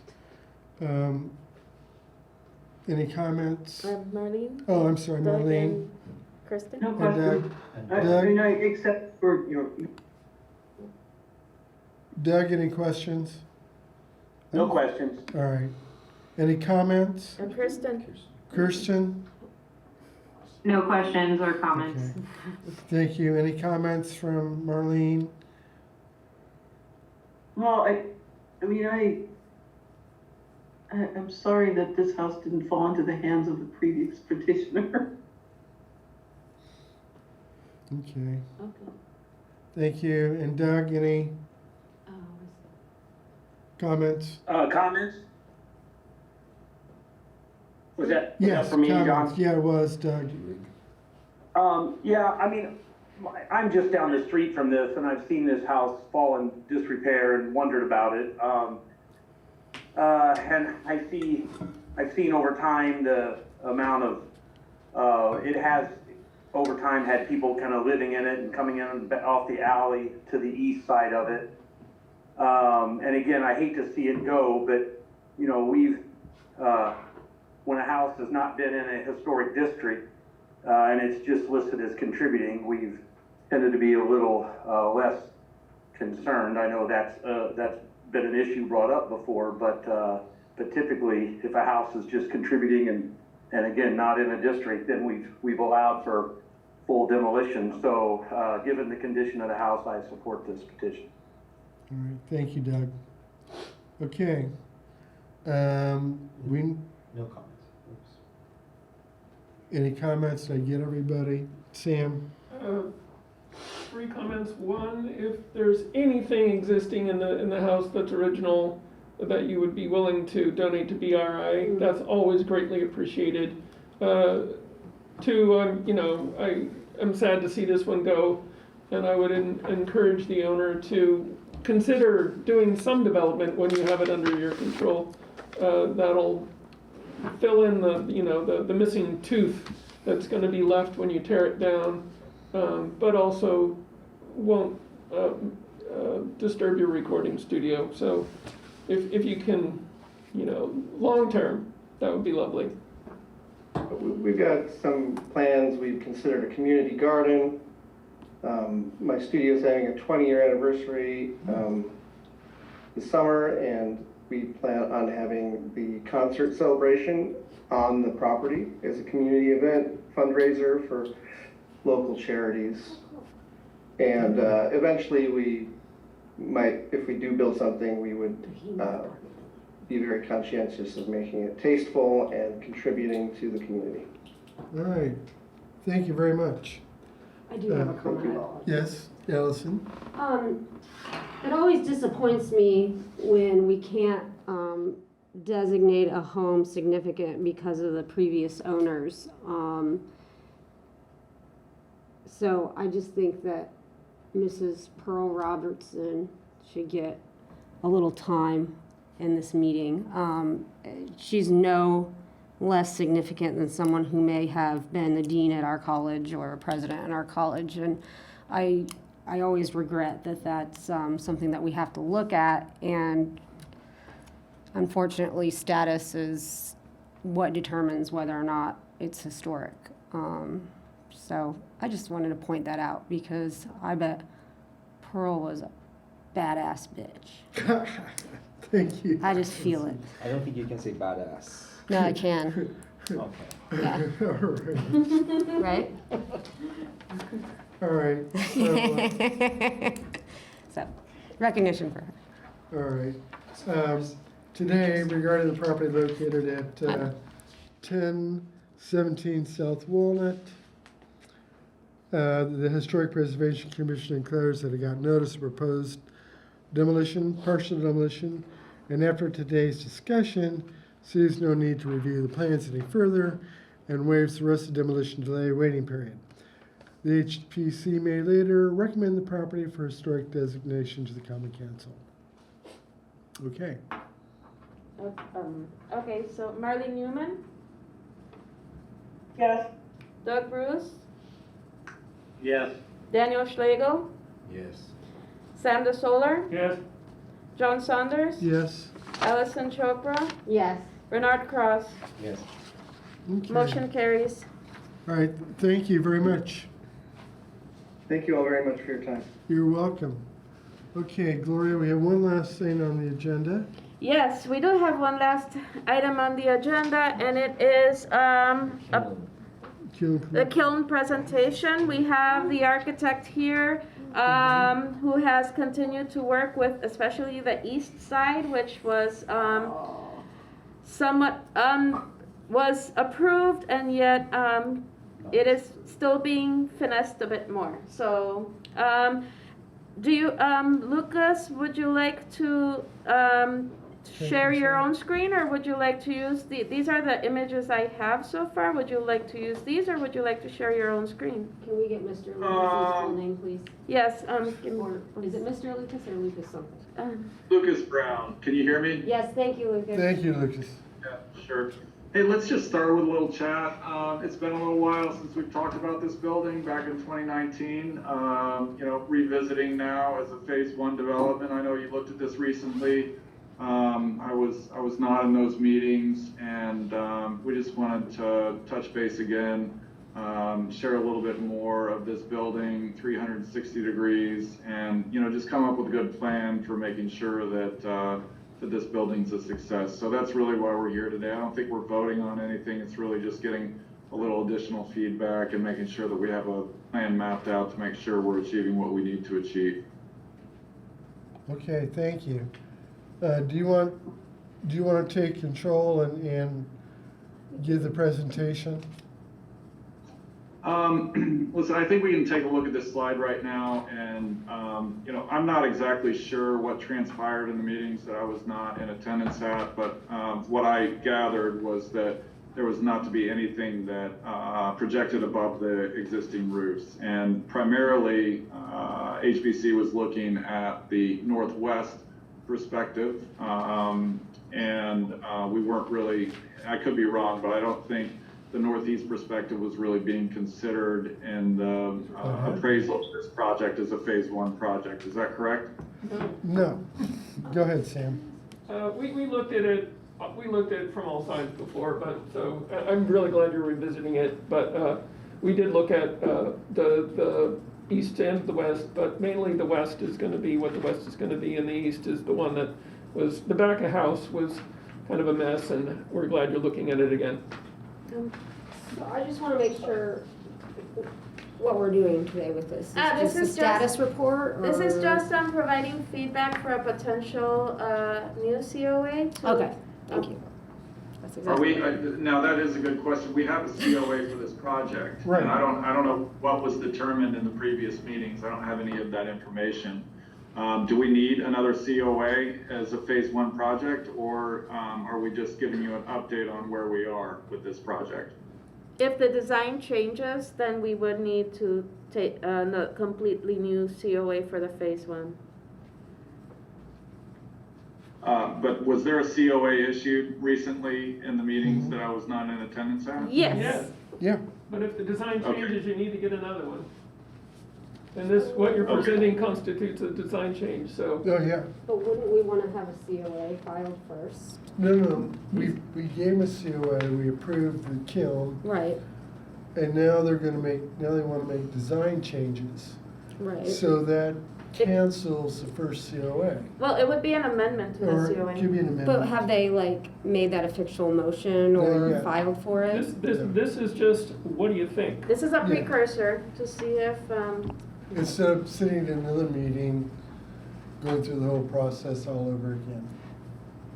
That makes so, sense. so instead of going back Not and forth okay. at the COA meeting, We're gonna do it today instead.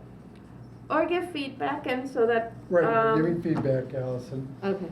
There's no voting, I mean, if you need to go. No. I just want to make sure I You're okay, understood. because we're not voting anything. the rest Do you of want the me to meeting. go? Should I do well, that? once, okay, so procedurally, I love once you. any of you go, the meeting has technically ended, but feedback could be given off the record anyways for those who stay. Yeah. Although there are some, I don't know, Chris Wheeler, you might be able to respond better if the open door policy would become problematic. So Hi, Chris.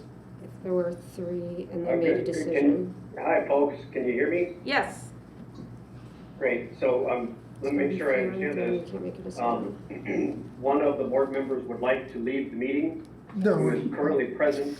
hypothetically. hypothetically. Hypothetically speaking, if one of the 4 board members who is physically present leaves, that removes your ability to take final action. It does not mean that you can't still conduct board action. Right. Okay. So you Okay. can still receive information, Feel my pain. which is all Yeah. you're doing at this Right. point. This particular part of the meeting is just to receive information.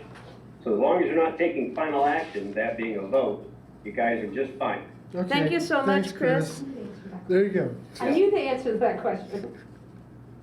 I don't know why I wasn't. Feel my Thank you. All right. I need another glass of wine. Lucas, let's move on. Yep. Okay, so listen, first of all, I want to apologize because I have not seen the reissued COA for the phase 1 as a single-story building. I was just given information by the owners on what was said in the meeting. So I can't speak to the specifics of what you discussed. I can just, I'm just responding to basically what the client has told me. Okay. Sounds good. Yep. So, do you want to proceed? You want to We can proceed. Yep. And I think maybe a good thing to do right now is just, maybe we can just talk about the design. I think, I just want to, the first time we went through this, I think we had a very positive interaction. I think we got to a good place with this building. I'd just like to share where we are on the design, get some feedback. We can figure out whether or not we need to move forward with another COA or an amendment. That's just administrative. I think primarily what I want to look at is from the east elevation. That we, the east elevation I would not call back of house. With all due respect, Sam, I think it's almost more front of house as you're coming off of College and coming down 11th Street. This is actually the gateway to the trades district for a lot of people that are coming from the north or the south. So and this is the main entrance to the building from the east side, even though it's off of an alley. So this building, I think, really has both the front face, which is the facade that we're really trying to tune up to respect that historic nature of the 5 bays of the kiln, and then the east side where we're introducing a new element that's slightly contemporary that differentiates itself from the historic nature, but also speaks to the notion of entrance. the roof is going to be somewhat elevated. We have chance for signage, while at the same time continuing that corbelled brick pattern around that you're seeing on the north, east, and south elevations, as well as the powerhouse. And that was a recommendation actually by a former HPC staff, Colin, that we would bring that same brick patterning around. So we're really maintaining most of that. What you're seeing here is that, you know, in the 2 or the 3-story version, we did have this elevated entrance. If we just stripped everything away and left that elevated entrance as it was on the 2 or 3-story building, it seemed too high and a little bit out of proportion. So this has been lowered down, I don't know, 3 or 4 feet from what it was in the original design. So the scale's a little bit less, but we think it works well to, you know, respect the original design that we had presented and also to speak to the notion of entrance. Not much else has changed on the project, though. I would like to hear your thoughts on the windows in the powerhouse, which were originally approved as a residential style, either wood aluminum clad window with integrated muttons, and that's the way it's designed now. The other option is that we could continue the storefront grid pattern around to the powerhouse so that we maintain more continuity throughout the entire building. And we're looking at a few different options there right now.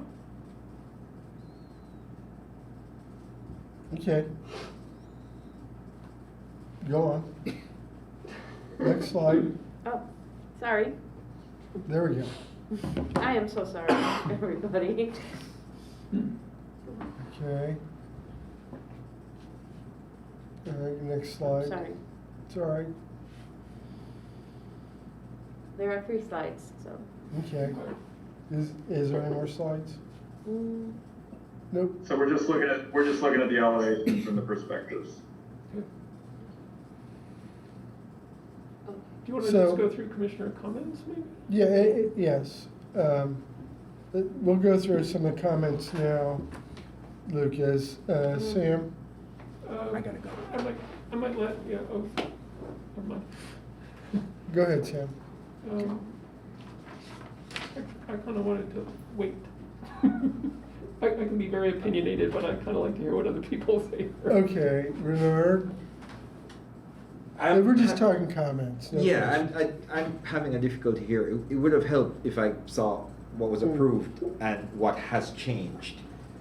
Maybe You know, I like what it looks If I like. could share my screen, I have the original presentation. You talking about the 2019 one, Lucas? I'm talking about, I have the 2019 presentation. I do not have what was presented most recently. Okay. The 2019 one might be more interesting, but the Yeah. one we just did was the one that was sort of very roughly done. Right, and I remember they're Yeah. supposed to come back with some bits changed. They did. They did. Was I there? I don't remember. I don't think you were might have here. been. Oh, okay. I think it's better if whatever issues I just deal with Well, outside, I'm since gonna I stop wasn't there sharing, last it's all meeting. yours. Do you want to look at the 2019, quickly look at the 2019 presentation? That I don't need that. I don't think we need 2019. Okay, let me see where the 2021, was it, or 2022? 2022. It would have been 22, It was 2022. It was pretty okay. recent. No. Yeah. Or, yeah, 2022. Give me 1 second. I'm looking through all my files. I'm looking for the when it was, which COA it was, so that I can find it Yeah. better. So, I don't- 22. Can I ask a question while you're looking? Mm-hmm. Did one of the board members leave? Yes. Okay. Yeah, so Check in with legal. And that's fine. that's Yeah. fine. So, That's fine. The other reality is that the board members who are still present but online can no longer participate. They can watch. Oh. The members who are physically present can continue to participate in the meeting. Oh. And you cannot take final action on anything now. Well, of course Right, not. yeah. Okay? So Marlene and Doug cannot make any comments. That's a bummer. That's right, they can just watch. I suppose they could make public comment at the end of the meeting, but that's not public comment. All right, well, But they're no longer allowed to participate as board members because of the hybrid rules require you to be physically present. Yep. At least 50% of the board has to be physically present. And that's not happening right now. So you're still meeting and you can still take board business, but you can't take final action. And the members that are in Zoom, they have to just watch now. You have to operate, Okay. Does it- there's no quorum, yeah. Does it make any difference that what we're being asked to comment on is not technically officially before the commission? It's not on You're receiving information and that's board business, so you're doing official business. And your comments that are being made are still, this is all part of the board's official business. But The folks that are in Zoom cannot participate in hybrid at this point. So, but the members I know here it's can, confusing, but that's how it works. the members here can make comments? Yes. Yes, sir, the members that are physically present can Can make continue comments. on Okay. as though there is no longer a hybrid meeting taking Right. place. Okay. But you don't have quorum, so you can't take a vote on Right. the final action. I know, that's what I No was thinking, I worries. could say all kinds of crap about them and they couldn't say Oh, anything. yeah, I'm sure they can't hear us. Exactly. Yeah. Okay. Exactly. until you see burst through the door. Okay. Would you Here, put Gloria. the perspective sheet back up, or? Yeah, let me do a full screen share. Give me a second here while I finagle. Manipulate. Stop share. Start share. I lied. Delicious. I thought we'd be done at 6. Well, that's why you can never. Real I cute, lied. real cute. Yeah. Sorry. Next time I won't say anything. No, you don't. No, don't. We're all mad at you. No. Okay, so here is the. I can't. This does not let me zoom in. Okay. Here we go. Sorry. Okay. I am trying. And here is this is the 2022. And that's what we approved is This is. Right. Okay.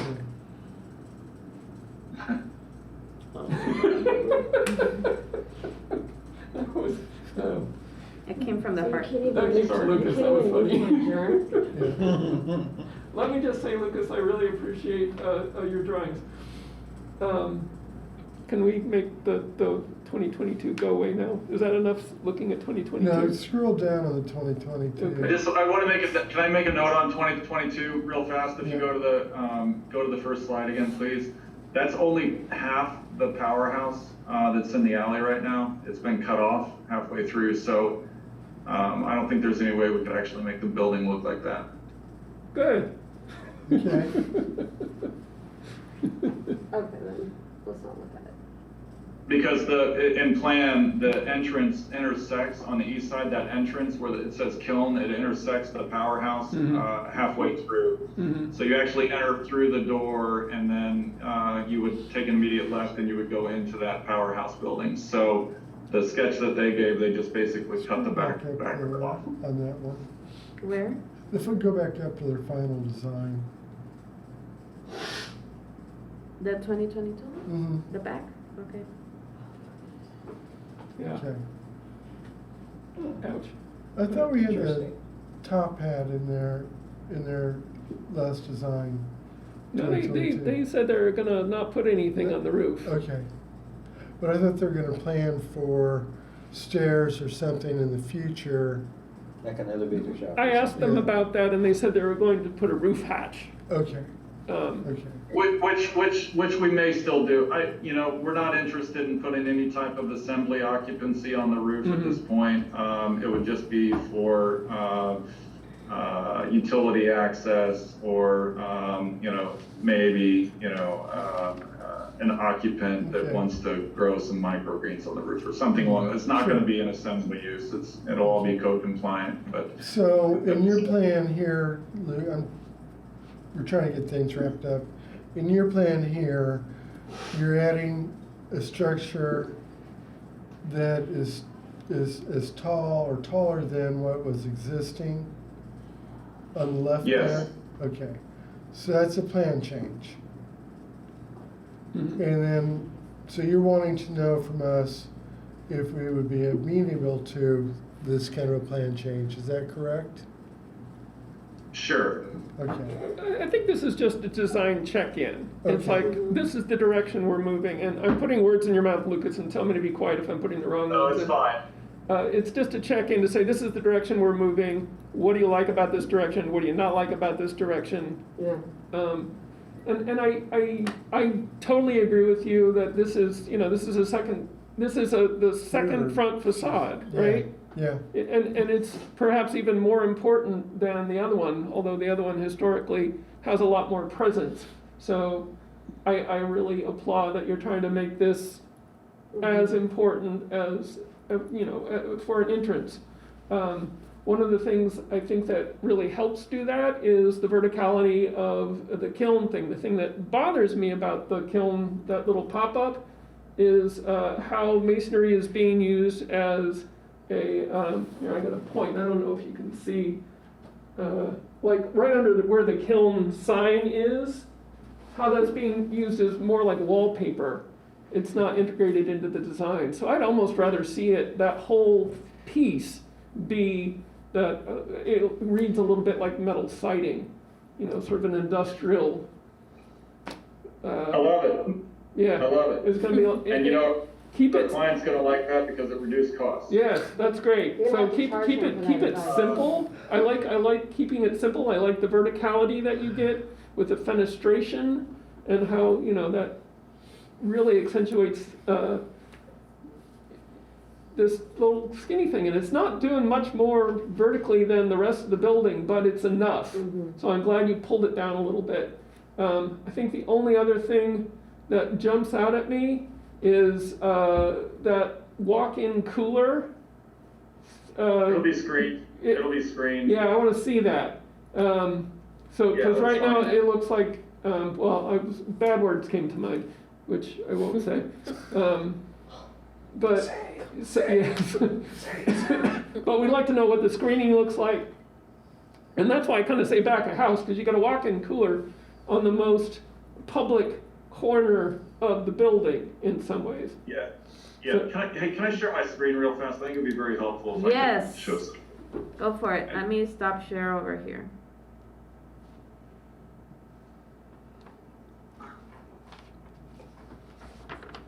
I was looking at that. Okay, so this is just a little bit more of an interactive model, so we can get a. Do you have my screen now? yeah. Yes. Okay, so so this would be the east side. We already have a metal, an improved steel handrail, guardrail system, which would basically be 1x2 steel verticals and then a welded wire mesh that would go in between. And I would imagine that in this area we would have something that's a little bit more dense or opaque, so that you're not actually seeing through that mesh to basically screen that walk-in cooler. We're also gonna need a dumpster enclosure up here off the alley as well, just as an FYI.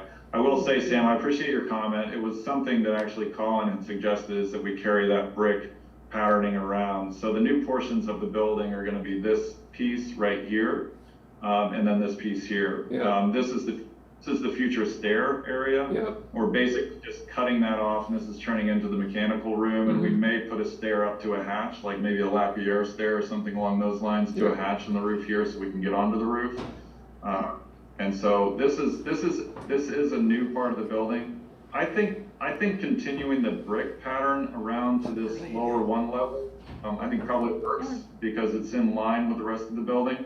But getting rid of this piece, I think, would be a good move, and just making this all metal panel. The other recessed brick thing that feels weird right now is the one that's buttoned up to the small, the smaller end of the cooler. Yeah. That it doesn't make sense there. It looks like you've got a little window or something there too, or is that a door? What's that? Well, yeah, it made more sense when it was a 3-story building. So this was just a little breathing room between the new brick and the old brick. Yeah. So I mean, a little can work on that. I mean, a little breathing room is not bad, but I don't think that your little recessed faux masonry opening makes sense up against the cooler if you're just butting the cooler up against it, unless the cooler is that same dimension. Yeah. I mean, you could bring that all the way over to the corner, but then you lose your piers, and yeah, it's weird. So I can work on this. I mean, we're tight right here. Yeah. I want to build this exterior wall to accept the stair in the future, and so it kind of needs to be where it is. Okay. There would have to be a little bit of reworking of the hat over here to get up to that 3 stories, but you know, I think it'll work out. is this what we're looking at? Is this parking in front of the little retaining wall? Or is that a landscape area, or what is that? That would all be parking. Okay.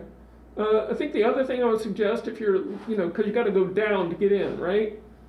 Yeah, Is there's a maybe- ramp over here. Yeah, maybe open up that wall and make as much of that wall, not wall. I mean, you don't want people to fall to their death, so you put in some rail that, or screen, so they can see, and at least you have visual access to that entry, because it looks really tight right now. It's a little deceiving. I'm working off of a LiDAR mesh that's not been modified for final tours, so this is not quite accurate. Grade would actually be pretty close to the top of the wall. Okay. Okay. Question. Those two things that look like entrances behind that, I think Sam, you called a cooler? Yep. Are those as cosmetic cutouts, or are those, okay? It's part of the nature of the historic building is that let me get in a little bit closer here. It's corbelled brick, so it's quite a building. The masonry at the bump out is 26 inches thick, and then it's I think 16 to 18 inches thick at this spot. So these are just really wide elements of masonry, and I'm guessing it was done for insulation for the kiln back in the day, just to have a really big masonry wall. Also holds a lot of heat, so so then you just have these 2 layers of corbelled brick at the top. And then we're taking, we're opening up the north side for the Soma coffee shop and then putting in the storefront. But we'll keep the corbelling at the top. One other thought I had about your brick wall, just the language of the wall. You've got a parapets on the north end, so that when it turns, does that want to be a parapet too? Where it butts up to the cooler. Yeah, this is not a parapet, so this is all just, this is going to be a fascia, some type of fascia. Right, but but I'm saying right where you are, does that want to be a parapet? Does this want to be a parapet? Yeah, that's a question. What, butterfly the roof? No, I'm not saying butterfly the roof. I mean, the roof is all sloping down to the east, right? The roof slopes down to here. Yeah. So you just parapet the wall that runs east-west, and then the one that runs north-south doesn't have a parapet. No, I don't know about that. That would kind of be, that would seem a little lonely over there. Yeah, maybe so. Okay. We could slope the roof in the opposite direction and then go to a scupper and maybe parapet the whole back side, which I don't know if it's like that. I mean, the grade goes from the architect. Yeah, the grade. Yeah, I'm not gonna. Yeah. Let's go back to the windows for a minute. What do people think about the windows in the powerhouse being like aluminum storefront, like metal framed windows versus more residential wood frame windows? I keep it industrial metal framed. Makes more sense to me. Yeah. I mean, right now, if we go that route, and it seems to be a more cost-effective solution as well. Sorry about the zooming, is to use the storefront. Now, the plan is to have some operable windows along these here.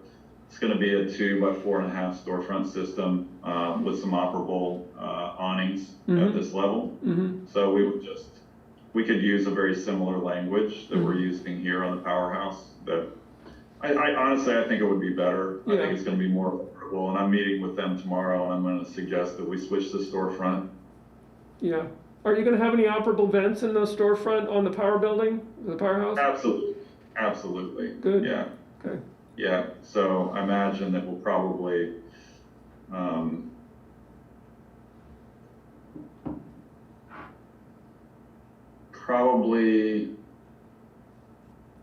on the bottom, mostly on the bottom. Now the issue there, the double hung works pretty well actually, because of the tightness of that ramp. An awning kind of gets in that space. We'll have to think through that.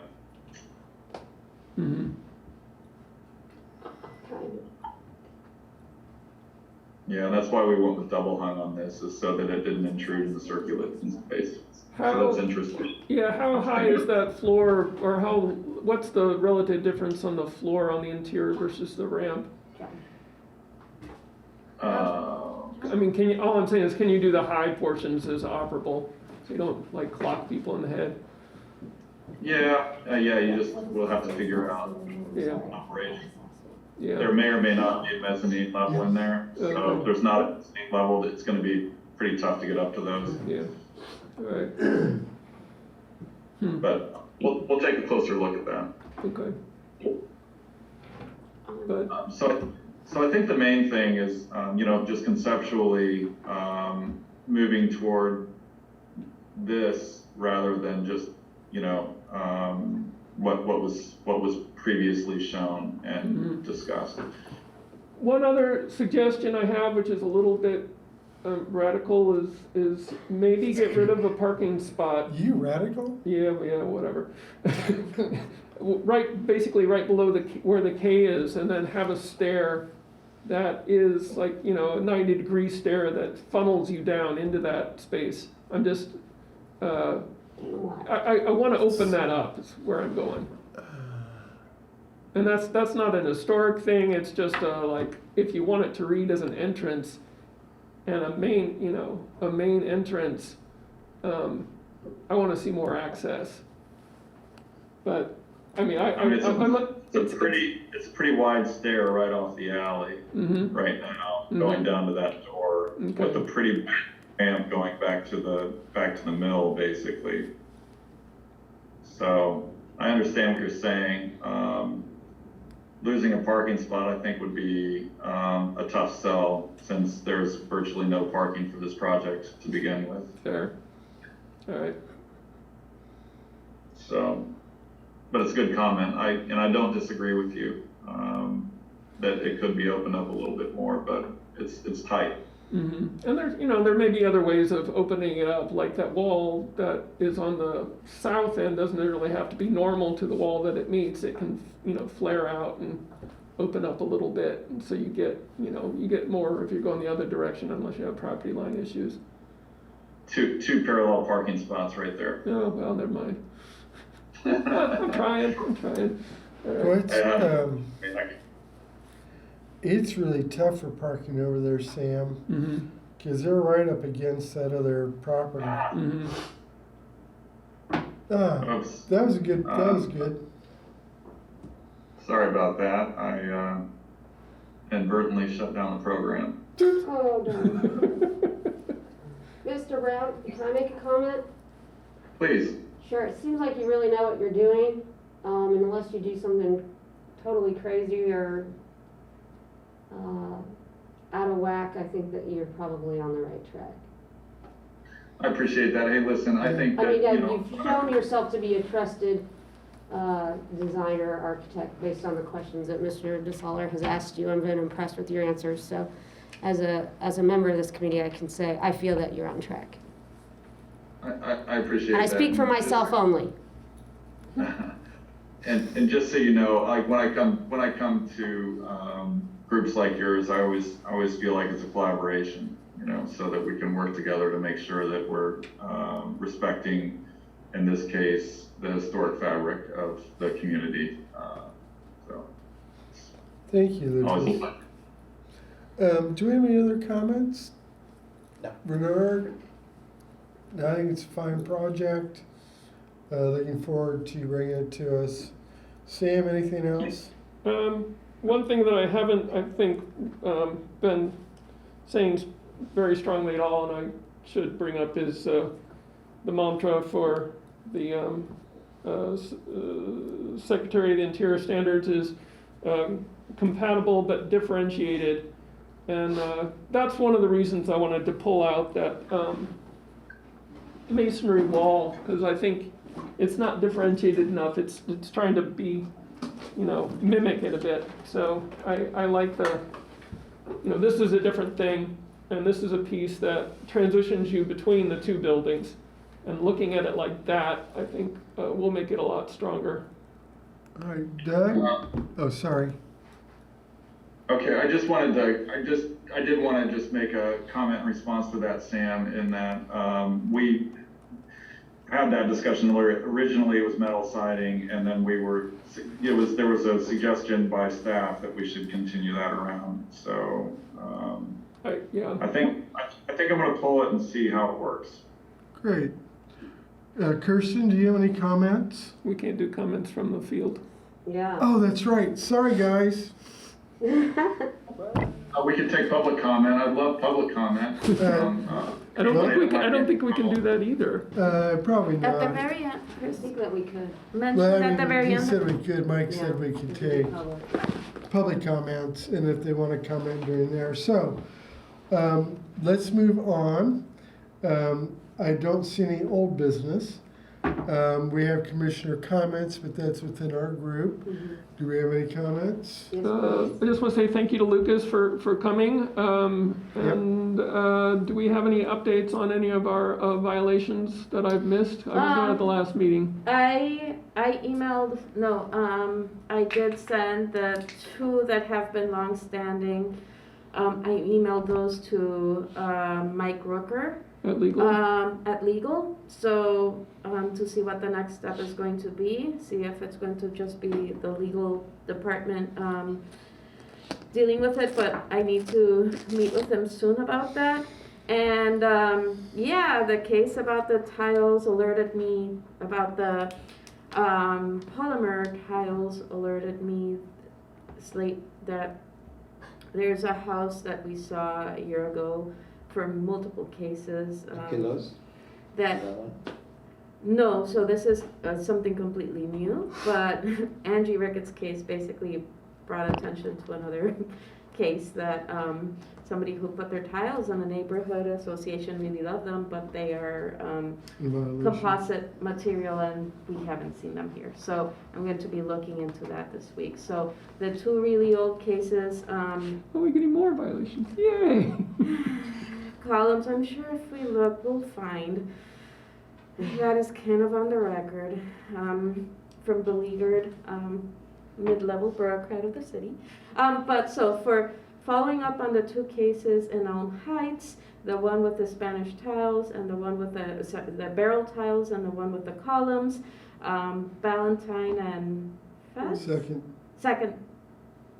Or is it first? University. And University. it's on the corner of University and Valentine. I can just pull them up. Oh, yeah. So, yeah, Oh, so. and then there's the second and Fest. So I Sorry. did prepare a report to Mike Rooker a couple of weeks ago, and I will follow up with that. And Parlor Donuts had put some illegal signs, and they were alerted to it.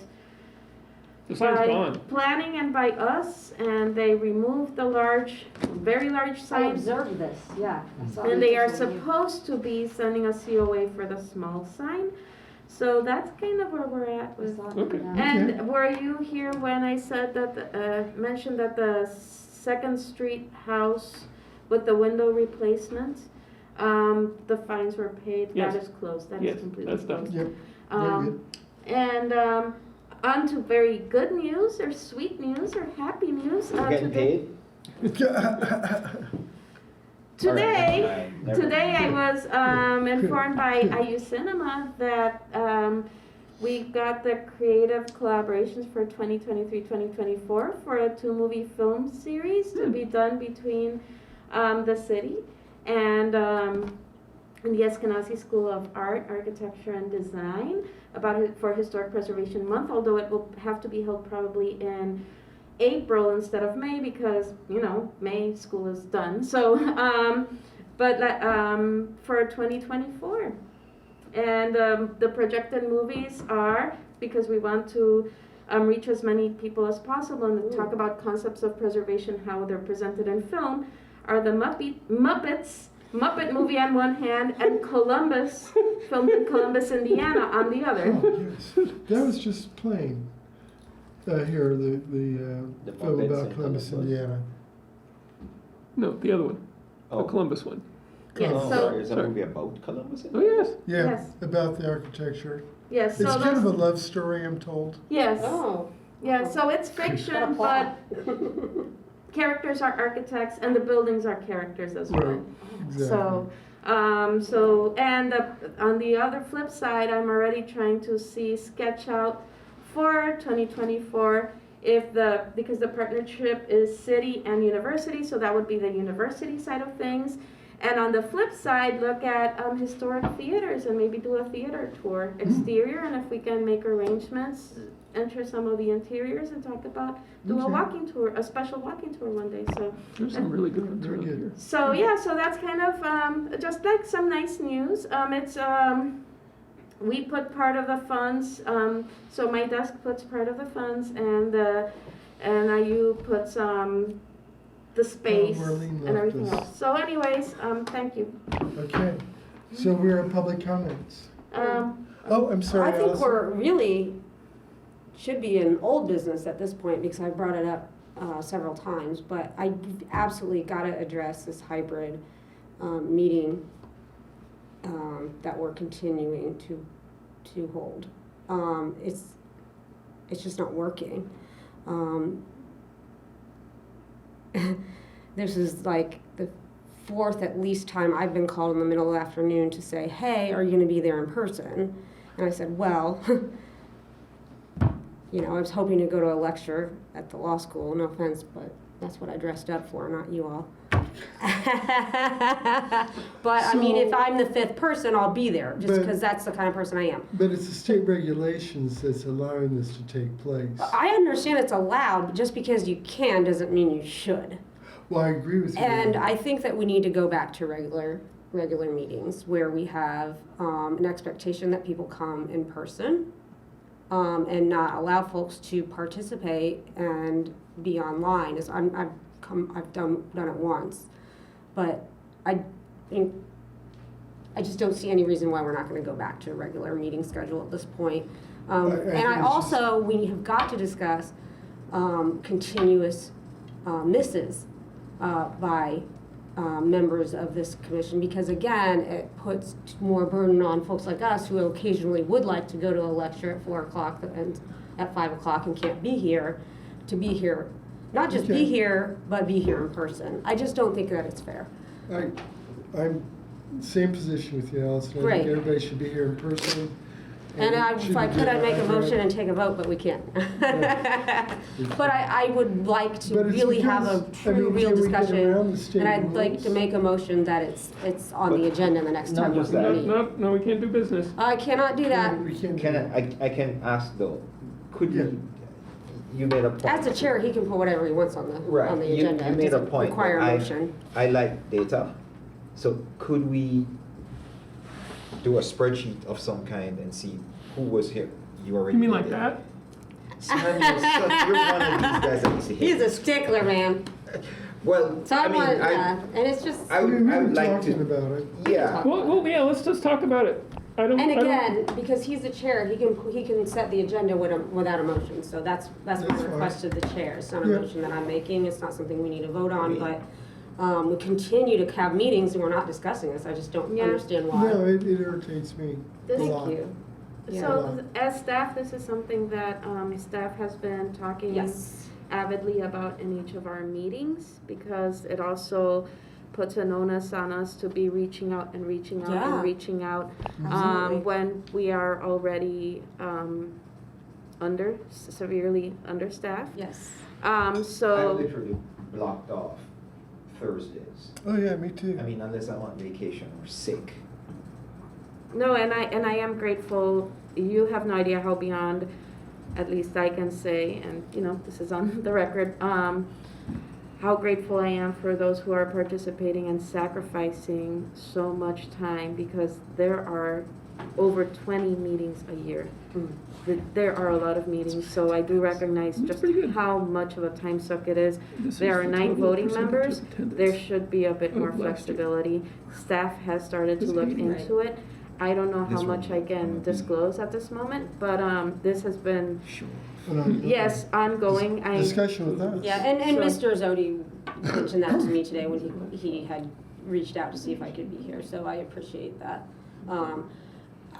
If it doesn't get solved soon, I'll probably have to ask a council member to make some noise about it, though, because they will. Are there any other commissions that you know of, Allison, that is hybrid like ours, that people are don't. coming from?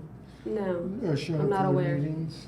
I know there are about 40 commissions in Yeah. the city, and I don't know how they all operate, just because, yeah, there's a lot going on. Yeah. Yeah. Okay. If it provides any benefit, just Oh, for Mike. your own knowledge, I can Yes. tell you that the Utility Service Board does not meet in hybrid unless there's if somebody has an illness that's going to prevent them from being there in person. They really want it to be that kind of an exception. So generally speaking, they really do try to always meet in person. The Board of Public Safety, it's a small board, only 5 members, but they, by and large, have not used the hybrid function unless somebody was on a vacation. We had somebody Zoom in from, I think it was Prague. You know, we made that exception, so I understand Allison's concerns, and I think they're well taken, that when you can meet in person, you really ought to. It certainly eliminates the potential for mechanical failures, technology glitches. I think it But also that's- keeps a record a little those bit are- more straight. I agree. Yeah, those are my 2 I cents love the for you all. record. All right, thanks, Thank you. Chris, appreciate it. So let's put this on our next agenda, in our next meeting. We'll talk about beforehand, Gloria, but I agree with Allison that, and everybody else, I think everybody should be here. There should not be an excuse, if you're gonna be on this commission, why you can't attend. It's a Thursday night, it's always been Thursday nights, and it's only 2 nights a month. I've always been of that opinion. But I can't control everybody. I just ask that you be here. I could, if you make a motion and rule. Oh, damn it. No motion. Okay. I have a really quick question, it shouldn't take that long. We've heard that before. No, Wait, I'm gonna miss my workout at 8 p.m., so just go right ahead. Or just run home. If there's a transition from a conservation district to a historic district, and there are, let me loosely say, plans which were made when it was a conservation district, but implemented or scheduled for implementation when it's a historic district, does it need to come through here? No. Yeah. As long as Okay. their COA has not expired, they're good to go. Yeah. Right. Don't let the COA expire.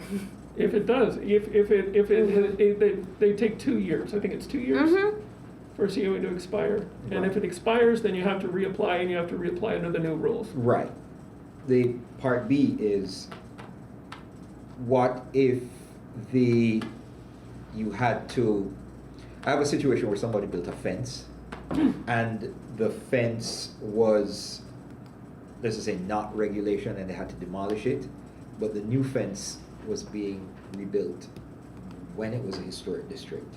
would that need to come before us? Depending on the historic district and the location of the fence, the size of the fence, it's pretty contextual. Are they rebuilding it in kind? Are they basically rebuilding it as it No, was? well, they built it too close to the, it was a distance thing. Okay, And so they had to built demolish it and rebuild it. And they had to demolish it and move it back to setback, I think you call it? Right, Yeah, to the so, appropriate so setback. fences, I can look up Title 8, but fences, actually, no, it's not in Title 8. It's in planning, it's in the UDO. So, no, but our purview and how it's structured Right. is in the commissioner's manual. Fences fall under staff reviews, unless there's a historic district where it should be full review, or they're not allowed in that historic district in certain areas, such as front fences and on Heights or Fairview, so. It depends on the district. Let me talk to you, okay. Yeah. Sounds All right. good. You gotta look at the particular guidelines. Are we done with our public comments? Kirsten? No comments from them. No public, but we can. No public. Yeah, Kirsten, you I can think comment that might now, be cheating. if you wanted. No, I don't have any comments. Thank you, Kirsten, for Yeah. coming. Thank you. Thank you. All right, motion, we're adjourned. No motions. No motion, we're just adjourned. Just go home.